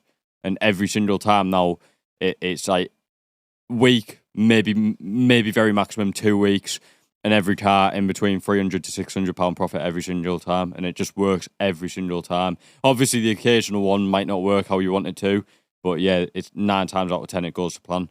But it's yeah, as I say, I do believe everything happens for a reason. Like the shit that's happened to us in the 2 and a bit years that we've been doing business, we're just like, wow, everything's pushed in together, merged, how everything's gone. It's just been sometimes where it feels like a disaster in the moment, hindsight, and then like, shit, that was meant to happen for a reason. Yeah. But yeah, with Dingers, as I say, for some reason, even when we're buying cars, right, it just wasn't working beforehand, which led us to think, right, what if we just start focusing on really, really cheap cars at the bottom end of the market and see if they start flipping for quick profit so we can start to scale it quicker? And that's exactly how it started moving forward from there. Is this a gap in the market that you think you found? 1,000,000%. 100%. All the other car auctions, all the other dealers would just be like, everyone can't be fucked with It's it. bonkers that any motor trader that we speak to just like, don't sell them, too much headache. It doesn't make any sense because at the end of the day, even luxury end of the spectrum, 1 in 20 cars goes wrong. 1 in 20, that's a industry standard. Is that what it is? Yeah, so with Dingers, that's sort of the numbers we play, but it might be 3 in every 20, but we've got much less capital invested in the cars, and they sell much quicker. Yeah, would you want a 20 grand car going wrong and you having Absolutely a fucking not. fat bill? And the thing is as well, the profit margin on them isn't like, so up until, would you say about 10 grand? I mean, they're still only making about a grand. Still, grand and a half. Unless if I don't know about like the proper high end, but I'd say up until 20 grand, most people are working on like a grand, maybe not 20 grand, but I'd say up until about 10ish, maybe 15. It's about a grand profit, something like that. So you're doing on all average. of that work, caressing customer balls. You have to do proper viewings, But- very, very sales. And on average, 10 to 7%. for a typical franchise dealer, an average car should take a month to sell. Yeah. That's the typical 'Cause standard. generally, if they don't, they chuck them in auction. Yeah, and a don't lot they? No, it's normally 3-month rule. So it's normally if The a 90-day car rule. hasn't sold for 3 Yeah, months, straight then in it's auction. straight in auction. But yeah, if a car isn't sold for us within a month, I'd be like, There's a what the problem. fuck's happened here? Because it's weird. Think about it. I'll be like fucking looking at these cars like, why isn't this sold? And then I'd look back at my listings like about a month, like 3 weeks ago from Face Marketplace. I'd be like, fuck me, was that here then? Or fuck me, have I only had this on for like a week or something? So it's mental us seeing that that's our standard now, that it's selling that quick. That it's That's what you want. You just as long as you can get the turnover and the profit margin, like that makes sense. Like it doesn't matter if you're making a couple £100, but if it's there for less than 24 hours, like no one, but no one sees that in the motor trade. That's what I mean. Like the motor trade is so old school, but they're so just blind to the facts, and it just doesn't make any sense. They just don't accept it, but it's obvious. Yeah. And there's so many that are just old school where they just, as I say, they look at us like the newcomers and just think, look at these tossers, look at these, oh, they've got no knowledge in it, and sort of just painting us about the same brush where just like, yeah, they don't know, but it just doesn't make any sense why they don't. Because I don't know, because dealers think, if I'm selling a car, it needs to make this much profit. But I know it's not the same concept. You're selling a second-hand car, there's going to be different things. But if you're in a shop and you're making fucking 20p from a chocolate bar and it works. So that's the same way that we see these cars. It doesn't need to make a grand profit because it works at £600 profit every single time. Sell much quicker, much less tied into it. And then by the time where we sell one of them, buy the other one and sell that one as well, they probably just sold theirs but took a lot longer to sell in. And that's it. It doesn't matter if you're selling one car in 5 days for a profit of £1,000 or whether you're selling 5 cars in 5 days for a profit of £200. It's the same money. Yeah, literally. And you're pushing it through. And if you break it down, like say if you have 20 grand capital tied up in cars, so say like a dealership, they'd have that one car. But if we have 20 grand tied up in capital in our whole dealership, that's like 25, maybe 30 cars right there. The liabilities just spread. Liability spread, and the amount of profit that we're going to be making from then 25 cars will be fucking exponentially compared to them one. And as I say, when we were selling, and again, blessing in disguise that none of them worked before, because even though we were buying at the right prices before we were selling dingers, they just weren't selling, and it was taking ages. But the better thing is, if you're buying a bang-on car, that could sell in 3 months' time because it's like a £5,000 car. Who's realistically looking, especially when the economy's down as well. Dingers are always in that demand. They're always in demand. Yeah, there's always a market. What's the most expensive car you've ever bought? What was it? Was it a Mazda? Mazda, yeah, but that was fucking ages ago. But literally now, the most expensive car that we'd ever buy is like £1,000, and that's only if we know for a fact that it's going to sell for £1,500 pretty much. Again, trial and error. We try to go through a phase because we've tried and tested all different cars. We're like, Mazdas is the one we're going to sell. We're going to specialize in Mazda MX-5s. We were like Rusty. We had 2 cars at the time. We're like, as soon as these sell, we're going to just stock up on 3 Mazdas. Could put it all into Mazdas. And we're just going to blow from there, specialise in Mazdas. And then got 3 cars and they're stuck for another 3 months. There's one out of them 3 that did well, and then the other 2 did absolute wank. So. Yeah, one of them I'll lost be honest, $1,000. if I'm thinking cheap car, the last thing that comes to my mind is Mazda. Yeah, they weren't cheap. As I say, they were selling them for $4,000. To be fair, the NBs are really good. They're really good car for the price. So you can get NBs, really good ones for $1,500 to £2,000 maximum. Are you guys knocking around on Copart or not? It's not. It's definitely an option that we can use, but I'd say for the cars that we're looking at, it's not really worth it. I'm gonna say because a lot of stuff on there needs work, doesn't it? Yeah. By the time you can often find fees. stuff. Yeah, you can often find stuff where it's been say when properties are repossessed, it goes normally through auction. So it's the same with cars. Cars will get repossessed. There'll be nothing wrong with them, and then they'll go through auctions like Copart and other stuff like that. Is that where they go? Is it? I don't know if it's Copart or if it's another auction like that. A lot of them go to a place called I think it's Motorhog. Yeah. And then that's a police auction. So say if a car ever gets fucking stolen or something like that, or if it's been in a fucking getaway proceeds car. of crime. Yeah, proceeds of crime. Yeah, it'll go through there. Mainly Pajeros. Yeah, Disco 2s. But it comes to a point as well with Coparts because we're selling at a maximum of £1,500. Again, just a psychology play of just because £1,500 is the most expensive dinger you'd pay for a dinger. Anything higher than that, it then gets very, very I'm putting that much into it for that. But £1,500 is the cap that we've noticed. To where they still sell fast, people are willing to pay that much for them. But with Copart, if you're buying them, there's a limit how much headache do you want just for a shitty car that you're selling £1,500. Yeah, and there's so much supply, out there on Facebook Marketplace, Auto Trader that we can buy for cheap. Why would you go to an auction house? Yeah. But auctions work well though, just like BCA and shit like that. They still work very well. 100%. Facebook Marketplace has really changed the game for cheap Definitely anything. Not only cars, but if you're good and for bad. Yeah, if you're just someone out there that just wants to make some spare profit in the spare time, wouldn't bother deal with any fucking auctions, anything.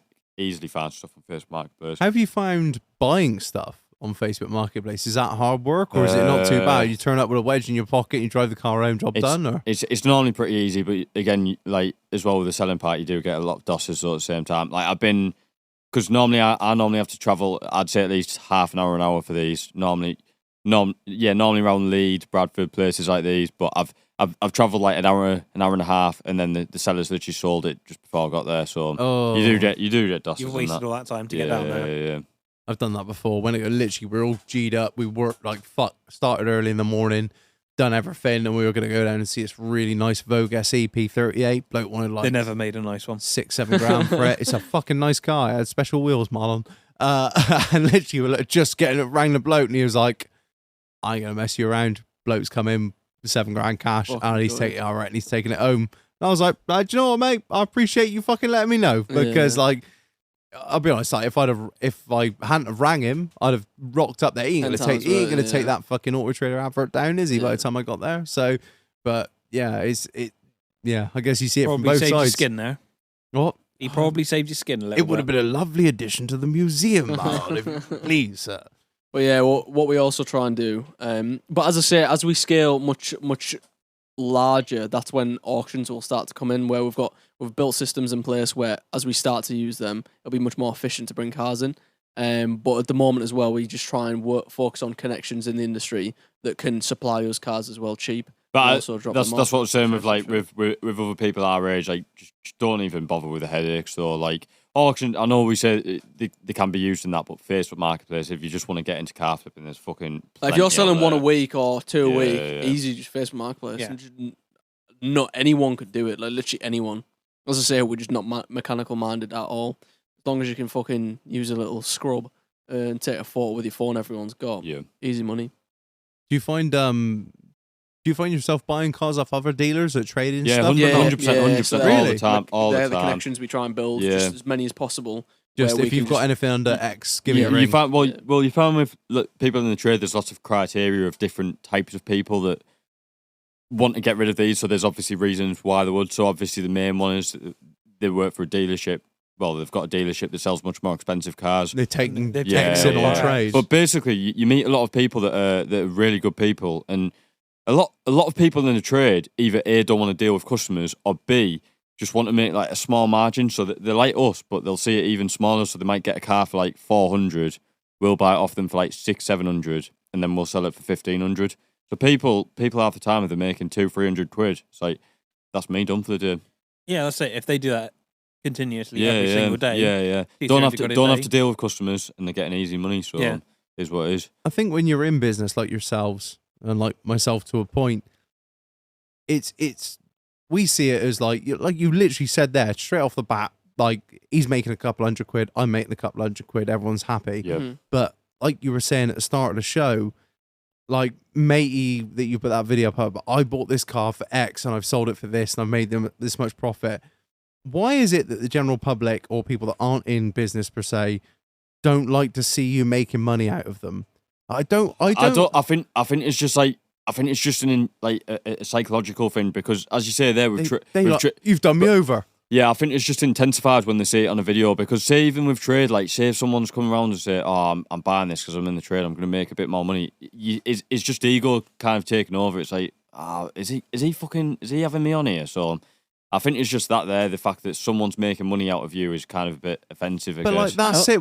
If I were to sell a gun, or if I were to chop any of my cars in, like I've already spoken to Land Rover about what they give me for my vehicle, and they've offered me X, and I'm thinking, sound, that's all right. But I know that's going to go on the forecourt for 5 to 7 grand Easy. more than I give for it. Yeah. But at the end of the day, they're in business. I don't know what their fucking works. I don't know what their fucking overheads are. And I can guarantee they're not making 7 grand profit. Well, they are, but they've got to take out X and Y and dickheads fucking by the commission. time it's gone through the workshop. Yep. They've done probably some brakes or maybe chucked a tire on it. Yep. They've cleaned it. They've detailed it. They've spent all this time. They've then listed it, and then you've got the lighting, heating, etc. Yeah. The rent or mortgage on the property. It literally, by the time you boil all that down, like I was speaking to a chap the other day about selling one of my guns, and he laughed at you. No, I was speaking to him, and I was like, "Look, I got this gun. Are you interested? I know it's a bit of a niche gun, but, you know, are you interested? And bless him, he gave me this long spiel about, you know, I've got to pay income tax, I've got to pay VAT, I've got to service it, I've got to stand by it if it goes wrong. I was like, mate, it's okay. Like, I'm in business too. I know. You're going to give me a, you know, what you think is the fairest price that you can give to get the gun bought, but also to leave yourself enough margin to make some money. If anything fucking goes wrong, all your time and effort goes, oh, dude, like, you ain't got to explain yourself. don't stress Like, about it. just give me a fucking price. We can haggle over the price till the end of the day. I'm not fucking worried. But, like, it's okay. I'm not, like, you know, whatever. Like, I know what it was new. I know what I'm looking at, trade, and I know you got to make a bit. If I wanted to sell it privately, I'd sell it privately and have all that for myself. But I'm just want a quick sale, so don't worry about it. He's like, oh, I just literally replied to him. I was like, mate, I understand. I'm in business too. And he was like, oh, I'm sorry, I didn't mean to be short with you. I was like, no. I literally meant, like, don't worry, I'm going to explain yourself. Like, I'm in it, man. Like, whatever. You just give me your best price and we'll go from there. So I think it's just that our country in specific have just got a warped relationship with money, and just like the viewpoint on money just doesn't make any sense whatsoever. What I don't understand, and this is what we always have conversations with, is someone will haggle over like 50 quid, 125 quid, 100 A quid. tenner. But they'll go like spunk all of that money on just fucking coke and drunk on a weekend. they'll literally It doesn't make any haggle sense. over your car over 20 quid, Yeah. and on the way home buy a packet of fags for £16 without Get a even takeaway fucking as well. thinking Yeah, about exactly it. that. And I just don't get it. I think I generally think don't it's get just the fact that it's fucking spunking off their ego, just the fact that, oh, I'm getting a great deal here. I've managed to fucking pull his pants down or it. whatever. Yeah, exactly that. A lot of people's priorities are wrong, I think, in my opinion. Like, as you said, like they have got no issue going out on a Friday, Saturday night, spunking 100 quid, Yeah. but then they're screwing you down for 20 quid Yeah. over a car. It just doesn't add up, and that's what I don't understand. And that's why I think I'm very shit at negotiation. Like, because I just don't really care. Like, I've got no attachment to that money. So, what would I be interested in 25 quid? Like, fuck me, I'm not going to lose sleep over 25 quid.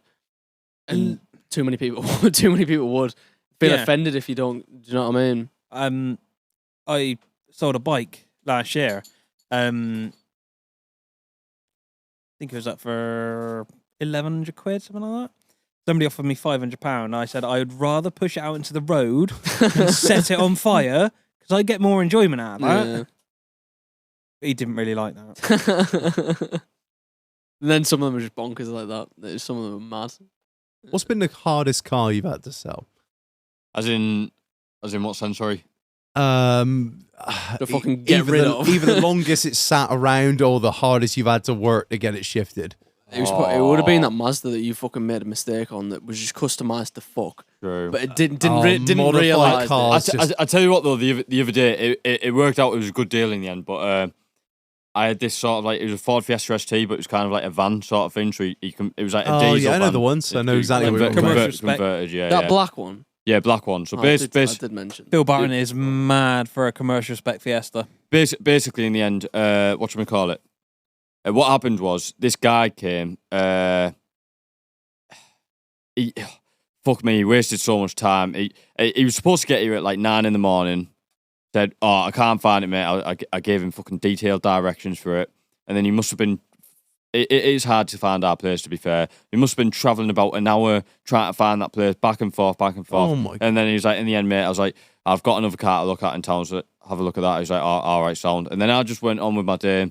I think I sold a car in between that, and then gave me a call about 11, a couple hours later saying, oh, I'll come back. Had another half an hour of trying to find it. Eventually found it, and then he was a weird guy. He was sound guy though, but fucking had a conversation for about an hour about his fucking problems and that. Anyway. One of those. Yeah, one of those. He was sound though. Fair enough for buying the car, mate. Thanks for making me money anyway. But at the end of the day though, but yeah, it was just, came for this gold Corsa. What a dick comment that was. Yeah. Came for this. I can empathise. I get it. He was a boy also, it doesn't matter. Anyway, he came for this gold Corsa. He drove it. He was happy with it. But then he's like, I don't know. I was like, so he's like, what else have you got in stock? So I was like, I've got all of these here. What are you kind of looking for in a car? He's like, I just want something to get me, but I want a bit. When I put my foot down, a bit of power. So I was like, I've got this over here, this Ford Fiesta. He was like, yeah, I probably really like this. But then he came back from fucking, I think it was Spain, and then he treated him like a fucking, he wasn't like an English citizen anymore. So he couldn't get finance, he couldn't get any of this, and it was hard for him to get whatever. So he could only basically get a dinger. Anyway, he fucking spat more shit. He was like, you just have to go along with it. You just have to. Yes, you don't just become a car salesman. Yeah. You're now a counsellor. Yeah. And then anyway, so I was like, do you want to drive in this? He's like, yeah. And then fucking I drove it for some reason, and then he drove it, and then he liked it. And then I was like, yeah, sounds so. But then he was one of these cunts that fucking came down in a car by himself. I was like, oh, fuck me, man. So normally a lot of the time what happens is they put a deposit down and they'll come back later. Anyway, he's like, do you want to put a deposit down now? He's like, yeah, sound will do. His fucking banking app wouldn't work. Oh. And then he was on the way back. He was like, oh, I'll get my fucking parent to sort out. Eventually, it was about 5 hours later, he sent me about 100 quid. And then another 50 quid. It was like saying, mate, I definitely want to get this, but my fucking banking app sorting this out. Anyway, that was a full day of fucking going back and forth. And then there's so much time in this car. So much time in this car. But then, to be fair, and then the next day, this he was supposed to be picking it up about 4 o'clock, and I was messaging him about 9 in the morning. So like, mate, have you sorted it yet? The bank's still taking the piss.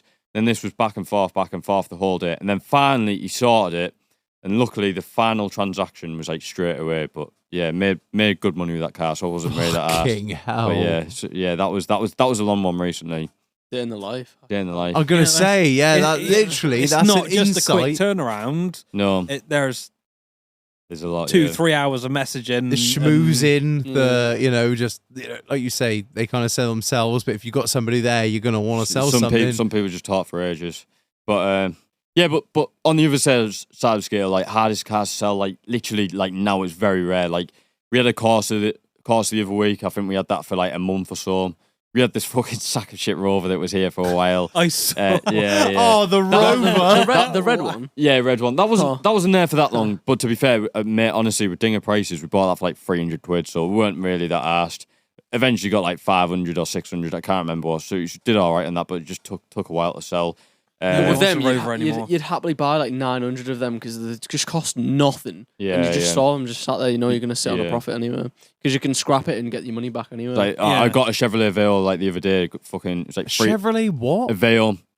I don't even know No, what it's that these is. small hatchbacks. But anyway, it's like 300 quid. Like the boot was smashed in. Besides the point.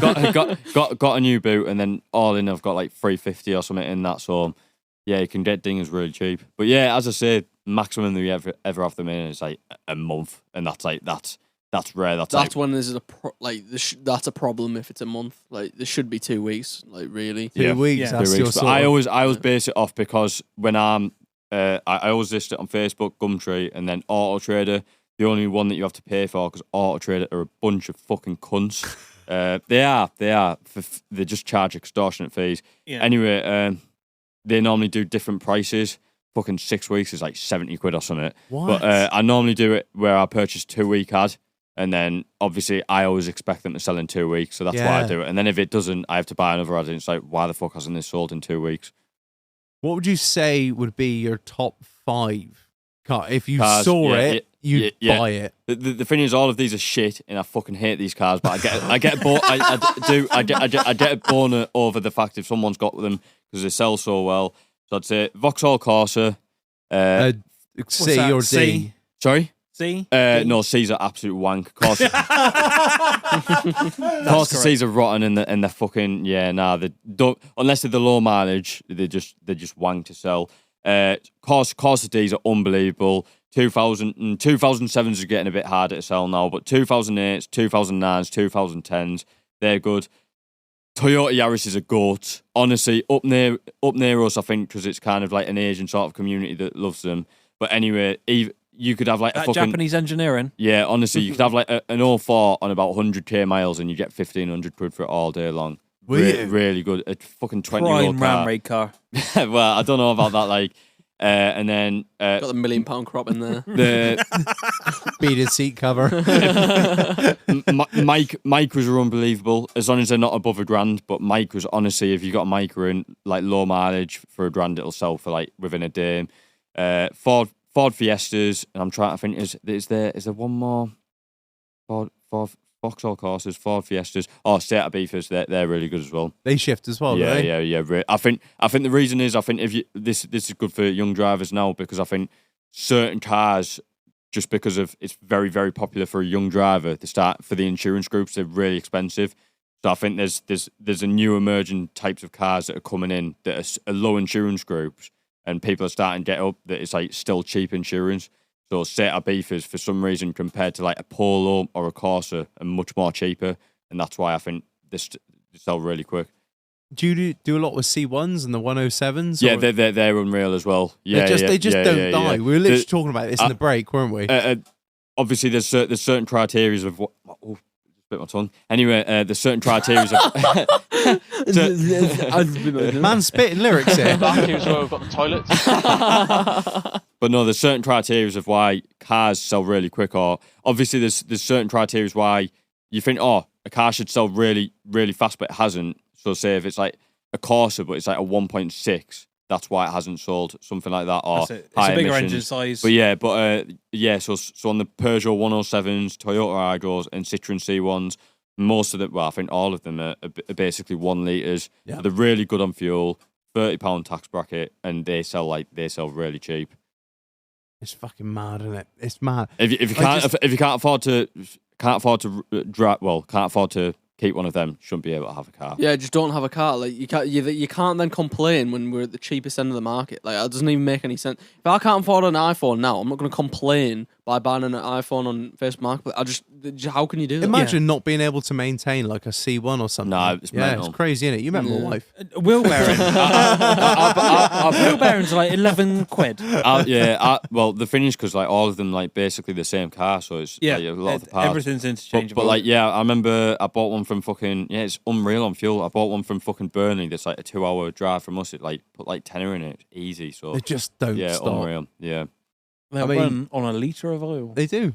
Turns out they do. But I'd say if it's not the type of car, I'd definitely say the engine size matters the most. If it's a 1 litre, they particularly fly out. And then the bigger the engine size, the faster that. I mean, the slower I'd normally say it takes. So yeah. As we've made it pretty clear, like, on this episode, we had you guys on like 6 months ago. We lost the episode. We've got you back on. The growth that we've seen of the both of you in the last 6 months is just incredible. But going forward, what's the big picture for the both of you? Because we've seen you. Obviously I caught hold of your content at the very start.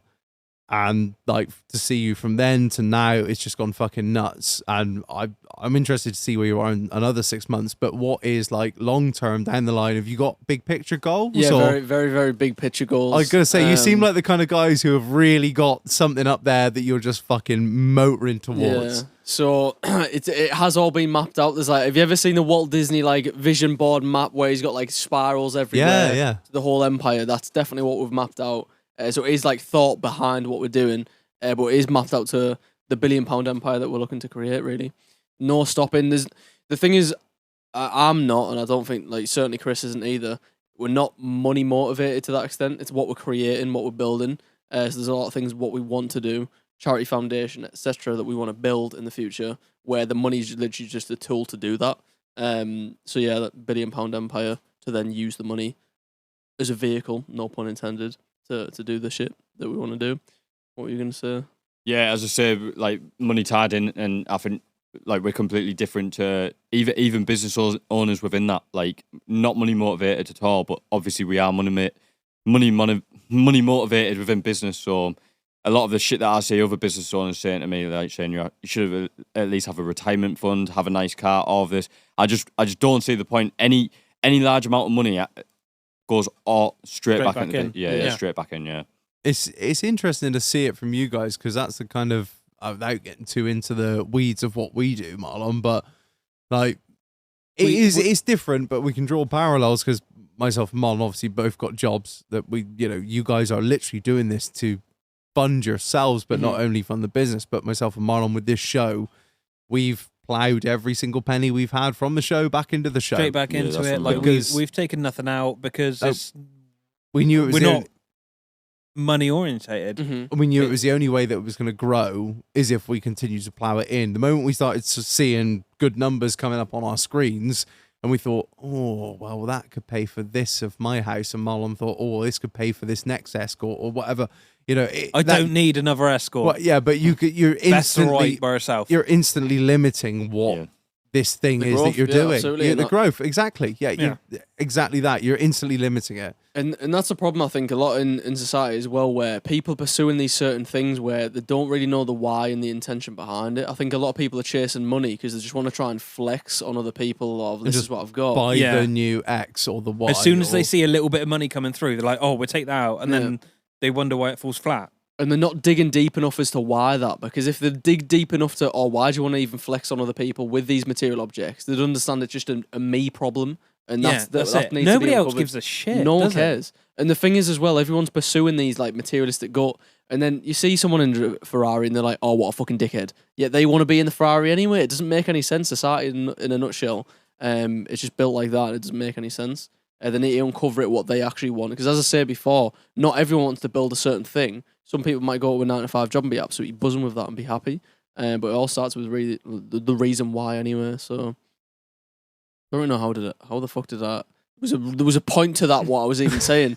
Where the fuck did I go with Welcome that? to my life. I just start talking and then I realise I've got nowhere to There was go a whole with it. loop to that. I was going to take that too, and I have no idea where I was taking. But yeah, it. no, I'm the same, man. Like I mean, I'm guilty of like I like fancy shit. Mhm. That is my thing. Like, But you don't flex about it. You don't. It's not I posted mean, over social media. I You talk about don't it on walk- here because it's content. Like at the end of the day, You like don't me walk buying a down hot the street with your coffee maker. me buying a hot tub has made I can picture it, no though. end of content on this podcast, and me buying a fucking hot coffee machine just provided months of fucking funnies, didn't And when it broke, it made my fucking month. it literally turned into a meme. But like, yeah, like I like my fancy shit. But at the end of the day, realistically, I was speaking to me and the wife were talking earlier. Like, realistically, About DR Tex between and New ourselves, Zealand. we own like very little stuff. Like Mhm. stuff. Like I've still got the original kitchen in that house that it came with in 2001. It Yeah. is falling the fuck apart. Mhm. And me and So's her mine. me and I'm her just looked like, at each other the other paint day. it. We were like, we really should do something about that. And I was like, do you know what? Nah, fuck it. Like, let's book another trip to America Mhm. because as much as I do like fancy stuff and like I like a coffee machine and I use that thing I minimum 10 times a day. I'm in that hot tub 3 or 4 times a week. It might seem crazy to some people, but if I'm enjoying No, it it, is. then who is that is Yeah, crazy? no. Yeah, it is mental. But Yeah. as long as I'm enjoying it, then No. whose business is it? 1,000,000%, if anyone else- Exactly absolutely, and that's a thing when you truly enjoy. And it's funny you mentioned about not owning a lot of objects and stuff. Like I'm minimalistic. Like I own these jeans, a black t-shirt, this jacket, and a tracksuit. That's it. That's the in thing. terms Everyone of sees clothes. on the Instagram and the Exactly TikTok of that. you cutting about in Yeah. designer gear, thinking, "Look at this dickhead. You know, Yeah. he's fucking selling all these cars or wearing all this fancy gear." Mhm. I mean, yourself there, Chris, in the North Face. Everyone's thinking, "Oh yeah, fucking Mate, I've had get this- the I've badge in, had get this the for like badge in." 5 years. Getting the word. No. But yeah, like realistically, I said to me and the wife were talking the other day. I was like, do you know what? If we had to move out of this house tomorrow, we could fit everything we own in a cattle box and Yeah. leave, and that'd be it. And that was what we were talking about today. We were on about doing at the house, and obviously all this Artex ceiling and this, that, and the other. And I was like, do you want to do this, that, and the other, or do you want to go to America again this year and just Mhm. create some more fucking memories? Yeah. And I know that sounds like kind of, altruistic, or not altruistic, but kind of like, ooh, la-di-da. But like, I value so much more about that kind But of it's stuff. true though. I mean, there's so many sayings that go around, and people say, "Yeah, I know," but like, then they don't follow what they're like. Do you know what I mean? The saying where it's just like a prime example. What I'm trying to say, like, happiness is all in the mind, how we perceive things. Everyone Yeah. like agrees with it, Yeah. but don't fucking do that. Do you know what I mean? Act as if they're But that's it, and it's each to their own. Like, I would much prefer to go to America for 2 Mhm. weeks than I would have a new kitchen. yeah. And I'm gonna have, but some people would say, I want a new kitchen, Mhm. and they would love it so much more than going abroad for 2 weeks. And Yeah. that's absolutely down to them, and I appreciate that. But it is each to their own in Mhm. that respect. And you guys are just really are. I know, like, Killing I've it. said before, you're killing it, and you're an inspiration to me. And I don't know I about Marlon, but appreciate it. Appreciate it. you're absolutely inspirational because you guys are so young and you're so driven, and you've got this goal set that's just amazing. The drive is. I've never seen anything like it. No, I've not met two guys like yourselves ever that are just so fucking fixated on what they want to do, had such a clear-cut goal. And for it's one thing I want to sort of get into just before we square off is of how you guys came to meet, because it's so rare that you'll meet somebody else Like-minded. Because imagine if me and you met 10 years ago and I said, Marlon, right, what we're going to do, we're going to set up this podcast. We're not going to start jobs. We're not going to do jobs. We're going to start this podcast and we're not going to take any money out of it. We're going to live off a fucking shoestring budget and we're going to do everything we can and plow everything into it. And, you know, women, drugs, drink, all that crap, that can sit by the wayside. And we were just going to plow everything we got into this. I'd have told you to fuck off. Yeah, I'd have probably told you the same. So, like, how did you guys come to, like, find each other and have this similar mindset? Was it a sort of collaboration of both of you, or did one of you have it and influence the other? Like, or was it just straight up, you know, we both got the same goal, let's fucking smash it? I'd say, well, obviously we met from secondary, but obviously we've always been like really, really good mates. But then obviously when we start speaking about business, start getting on similar tracks, that's where it really hit off. But I think being with Ben for like just very close, just me and him, starts to like uncover a lot of things, and like there's literally no one else in the world like Ben. Like I know that sounds gay as fuck, but like to be an insult in there somewhere. No, but like no, I haven't got that button. no, but like a lot of the tendencies, like you only see that in certain individuals. So like I only see like a lot of the stuff I know where we what speak you about mean. Kanye West, where we speak about Steve Jobs. A lot of the stuff like Ben does a lot of like fucking. If someone else was with him, I think he's like autistic, same as me. I think I'm autistic as well, but like I understand why he does that. And when you were saying before, like, wasn't even fucking. Well, obviously you've not seen how Ben produces stuff, but you said something before. I think it was about Kanye, or way before that, where he'd spend like fucking hundreds of thousands of hours spending on one project, and if it's absolutely wank, he'd just cut it. Yep. And no one else would understand that, but only he would. But Ben has a lot of these beliefs and where everything is very, is 100% right, but a lot of people don't understand it, and I think he's just like a lot of his beliefs have.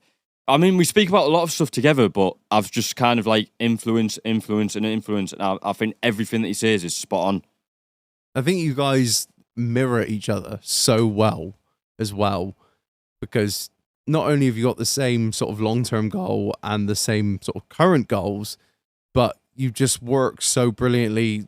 You bounce off each other. Synchronized just Fantastically. incredibly. And it's the same outlook as well. And the problem, and this is what, because I struggle, because I know you've just said like, oh, if you asked me 10 years ago, I would have told you to fuck off, like if about the plans and I find it hard to wrap my head around, because I feel like, yeah, why isn't everyone doing what we're doing? I can't get it. But, like we're cunts. Slightly different. We're a slightly different generation, and we're always like, Of course, yeah, that's another factor. you do yeah. your 8 till 9 to 5, 8 till 6, whatever. Yeah. You get qualified, you do your job, Mhm. you go home, you buy a house. That's what you do in Mhm. life. Whereas now it's a different setup. Mm-hmm. And the thing is, like, life is massively, it's a product of consumption. That's all it is. Literally, we are a product of our environment. Yeah. And Yeah. since 15, because if my parents are poisonous to my mind, if like I was to consume and listen to all their bullshit, if like what they would say, oh, do this or pursue this, do that. And because I started consuming everything on like YouTube, podcasts, and like looking actually researching for myself, that's where it started to uncover itself. And all making sense. Exactly where I'm constantly trying to grow each and every day to where the whole viewpoints and visions came from, really, between me and Chris, just trying to educate ourselves more than anything. Obviously, like certain individuals on, in the world, obviously have a massive influence. Like, I know people speak bullshit about it, but Tate, a lot of the things that he says, we've obviously like discussed about it, and then obviously grew on there. But obviously, famous people in religion and even famous people in history as well take a lot of their stuff and discuss on it, and then obviously see how we can use that and adapt into our lives. Because success massively leaves clues, and it's all out there. It's massively all out there. Yeah. It's just there to be uncovered. And what I get motivated by as well is like, I can't remember what the date was, but there's been hundreds of millions of books out there. In my lifetime, I've only been able to consume about 100. Like, there's so much more knowledge than I can like consume and sort of absorb. Yeah. The potential is unlimited, which is motivating, but it's also scary thinking I'm not going to be able to consume that shit. But it's like double-ended sword, really. Yeah, I think it's selective, isn't it? You got to find the stuff that's right for you, and apply it to your life. Yeah, Go from yeah. there. Like, I find myself starting to listening to stuff and or like watching stuff, and I'm like, if I'm in that mood where if I'm doing something, if I'm doing a mindless task, and I need to find something to sort of fill my brain with something I need. If I'm 10 minutes into something and I'm like, nah, fuck this, I can't, this is not adding to it. Usually it's like history. I know that sounds daft, but like, I love learning about the war and the history 100%. and this, that, and the other. And I'm sure, like, you know, I've started to slowly branch out into this more, you know, big picture stuff and like probably stuff that you sort of listen to. Like, I know Kieran's a big fan of it, of productivity and this, that, and the other. And I find myself sort of like leaning towards that and just have this hunger for knowledge and more. And Yeah, exactly that. and I just think it's fucking nuts that you guys are like just absolutely just yourself, especially just fucking just give it to me, just give me more. I need it. It sounds like you have a very, you know, I only have so much time. Give me the best stuff that I can get right now. Otherwise, it's fucking useless, kind of thing. You know what I mean? And also trying to just consume from all different areas. So as I say, like literally on the train down here, I was watching a lot of Walt Disney like documentaries on him, just to see how he operated in his certain field, to see how I can apply that to what I'm doing, and etc. all the way through. Yeah, like, But then also like applying other people, like we obviously speak about like gangster families, like massive people, like say in America, like Al Capone. But as you're saying in history, like there's a reason why people are successful. Like why was Genghis Khan so successful? And Why he's were taking other things people- of what he's done out of his story and saying Top G, though. what made him Top shagger. top shagger, top He's G. unreal. He's the man. Top G. Yeah. Yeah, like even without being like, you know, without getting into the ifs, ands, and buts of it, but like Hitler as well. Absolutely. Like Goat. regardless, goat. Yeah, but he G. is like regardless of, you know. But where he was, where Germany was after 1920s to where he took Germany just before 1940s was absolutely unbelievable. But he's Incredible. He's branded as a villain though. Yeah, of course. Yeah, but of course for what he did. Yeah. But the turnaround of the nation of Germany was it? But it was fucking insane. Really. Yeah. I mean, you know, we all know what happened post fucking 1938. I want to say no, the war started in 39. Obviously, shit was going on before that. But you know, it was a very famous quote, and I can't remember who said it. Hitler was a brilliant man. A terrible man, but a brilliant man, because the visions that he had for Germany, regardless of his expansion throughout Europe, but how he did it in such a short time, it's long been said that there's no one else that could have done that. Yeah. If I you didn't did invade- not see that coming. Yeah, we can't end it on a Hitler No. thing. Marlon, say a thing, do a thing. You're all pedos, aren't you? We had that on the soundboard for so long. Can I ask, where the fuck did the job centre thing come about? Oh, You know what it is? I think because the job centre is notorious for like just British culture. It 100% is, or at least I don't know about you guys, but where we are, it 100% is. But I feel like if me and Chris were like so far from it and detached from it, we couldn't be able to take the piss out of it because it'd be like stooping so low. Because quite a few of my family on both sides are on the job centre. I You take should the piss never- out of them. You should never punch down. That's the Exactly, key, isn't absolutely. it? But if you see yourself 100%. as down there, you can always punch up. Because if I didn't have anyone related to on my side, I wouldn't Yeah. be able to rip into them. Absolutely, I wouldn't dream of it. yeah. But because they are, fuck you, you're on the dole, you cunt. Just making take nearly the piss. fell off my chair then. but we often get like called cunts and that. But like the thing is, well, maybe not the job centre. I don't know what the fuck that's about, to be fair. But there obviously needs to be benefits or a social system within the UK, because there's obviously circumstances that have led people into Of course them there are. situations. But it's so 100%, yeah, fucking 100%, 100%, and there needs there definitely needs to be more in certain situations. But the fact is, though, that there's a lot of fucking people on benefits that don't need to be on benefits. They're just lazy whatsoever. cunts. Yeah, Yeah. just lazy cunts. Yeah. Wow. Well, there we go. I don't know what else to say other than that. They're lazy cunts. Right. Don't be a lazy cunt. Go to work. Yeah, get yourself out of bed. Take a little leaf out of fucking Chris and Ben's book because I found this incredibly motivating. And yeah, it's been I've just found it amazing. I have so many more questions, so I there think will be a part 2 at some point. part Absolutely. 2 for everyone, but a part Part 3 three for for us. I'm so glad we got you back on for this because I feel like we've done so much better at the second swing round at things. 100%. No, I agree. No, it's been fucking amazing. Guys, I cannot thank you enough for coming back down all the way Really to Somerset appreciate it. from Really fucking appreciate Dal. Or, And we cannot apologise enough Yeah, for the fucking death. apologise to the listeners and mainly to yourselves for losing the first episode. But Dude, no thank you worries for at all. coming down again. We really appreciate As I it. said, very, very appreciative. So No, it's a privilege. Right. I think that'll do it, won't it? I'll do it. Buy tickets to the event. Yeah. If you don't, you're Right. I've been Reg. I've been Marlon. I've been Chris. I've been Ben. I've been Ben. You're not even going to say your own name. You said fucking Chris? Yeah, then I said I've been Ben. All right. Well, I've been Tristan. And that's the end. Oh. Until next week. Yay! Back here's where we've got the toilet.